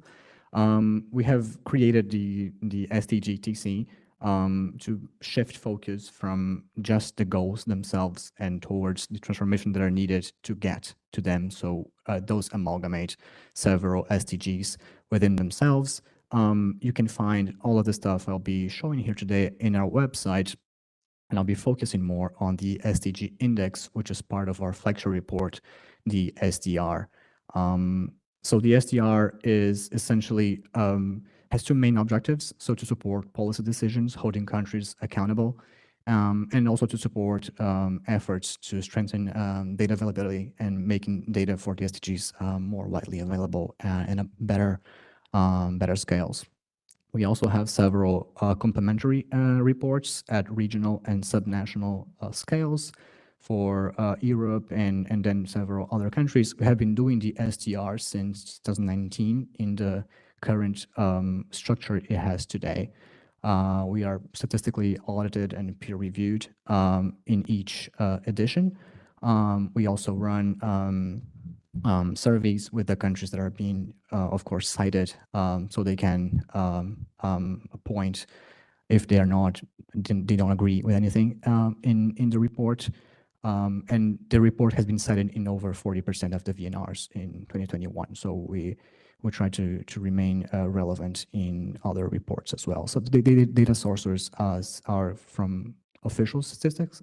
For 2/3 of it are from official statistics, and the rest of it comes from unofficial ones. So we are not particularly bound to the framework or to the country-led, country-owned principles. We allow ourselves to do the best we can with the best data we can find. And much of this has been coming now from geospatial data, which is where I come from. I'm a geospatial data scientist at the SDSN. So we have been developing indicators for which methodologies are not super clear, or for which global data is much more relevant for creating these data sets in the end. So we have been deploying new data sets for these indicators. Two of them that I would cite is the 15-minute city, so percentage of access to relevant points of interest and services in urban areas as share of population, and also the rural access index, which has seen many methodologies through the years since its creation in 2006. The most recent one that has been accepted by the custodian, the World Bank, has never really been used to create a global data set. So we have done that through data science structures to create that at a very granular level, but also to a very large extent to cover all countries. So the criteria for selecting data for our report is that it's globally relevant, the timeliness for the data sets, statistical validity, and data coverage, and that they are simple enough that they can be used. We also have thresholds and optimum values, but I won't cover that if we don't have the time. And as many reports we have seen here today, we adopt the traffic light system to show the current state that each country is in for each SDG. So we have green, yellow, orange, and red. We are also working with the colored arrows systems for saying what are the trends for each of these SDGs. So we, in our reports, we have illustrations such as this one, for where you have for each country, each region, several different groups of countries where you see where they currently stand and where they are going in terms of the SDGs and each particular indicator. And you can also check all of that in our website. We have dynamic maps and charts, which you can look in terms of where we currently are and where you're going. So the key findings from the last one, which I have a physical copy here today, which I'll leave in the entrance if anyone is interested, is that as we all know, we're seriously off track. So we had one tendency pre-pandemic, and we have a different one now. And the trend needed to achieve the SDGs is much different from that one. So we see that across all SDGs, we are not making the necessary progress, nor the trend is that it's going to get much better anytime soon. What is worse is that the gap between high-income countries and low-income countries is getting bigger. Even if there's progress being made, the gap between the final indicators for those groups of countries is getting bigger and bigger each time. And we have seen the most significant reversals in subjective well-being. So here you're seeing SDG 2 and 3 indicators where we have a very abrupt downward tendency from 2019 on. But we have been seeing significant progress in terms of access to infrastructure overall. So here you have SDG 6 and 9. So the top countries, as you can imagine, is going to be in this year, it was Finland, and we also have several European countries. But we didn't want to stop there, so that's why we created several other indicators. So we have one for political leadership, one for integration, and one for multilateralism, which essentially try to capture the effort that countries are making. So not just how much they are succeeding, but how much they are trying. And in those particular indicators, you have similar groups of countries towards the top, but you have a very different bottom of the list when compared to the list before. So here you have the US, Israel, and Russia as the worst scores in terms of efforts. And besides that, we also have the International Spillover Index, which tries to capture how much of activities being produced in a country or being made in a country are creating impacts elsewhere. So the spillover effect, essentially. So this is covered in the SDG report, but also in the SDR, sorry, and also in our second flagship report, which is the Global Commons Stewardship Index, where we try to cover those impacts across several Global Commons domains. This is done in partnership with Yale University and the Global Commons Center in Tokyo. And here you can see that the top index scores sort of reverse themselves when we compare high-income countries and low-income countries. So you see that much of the progress being made in high-income countries is actually generating impacts elsewhere through, and we see that through trade data that we analyze through industrial ecology processes. So you here have the top 10 and the bottom 10 countries in terms of spillover effects being made in other countries. So you have very small countries that need to import a lot. So it makes sense that they would create impacts elsewhere. And then you have the top countries is the ones that are producing their own goods the most. You can check all of this data in our data hub online and also in our website. You can find out more here. So thank you very much.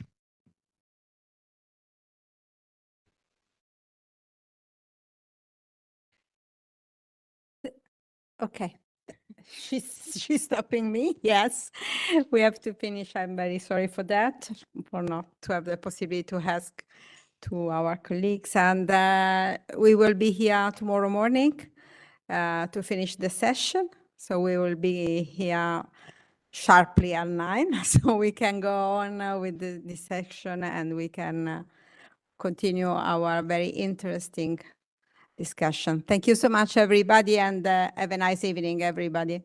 Thank you. Thank you so much. Sorry for. That's all right. Thank you. Thank you for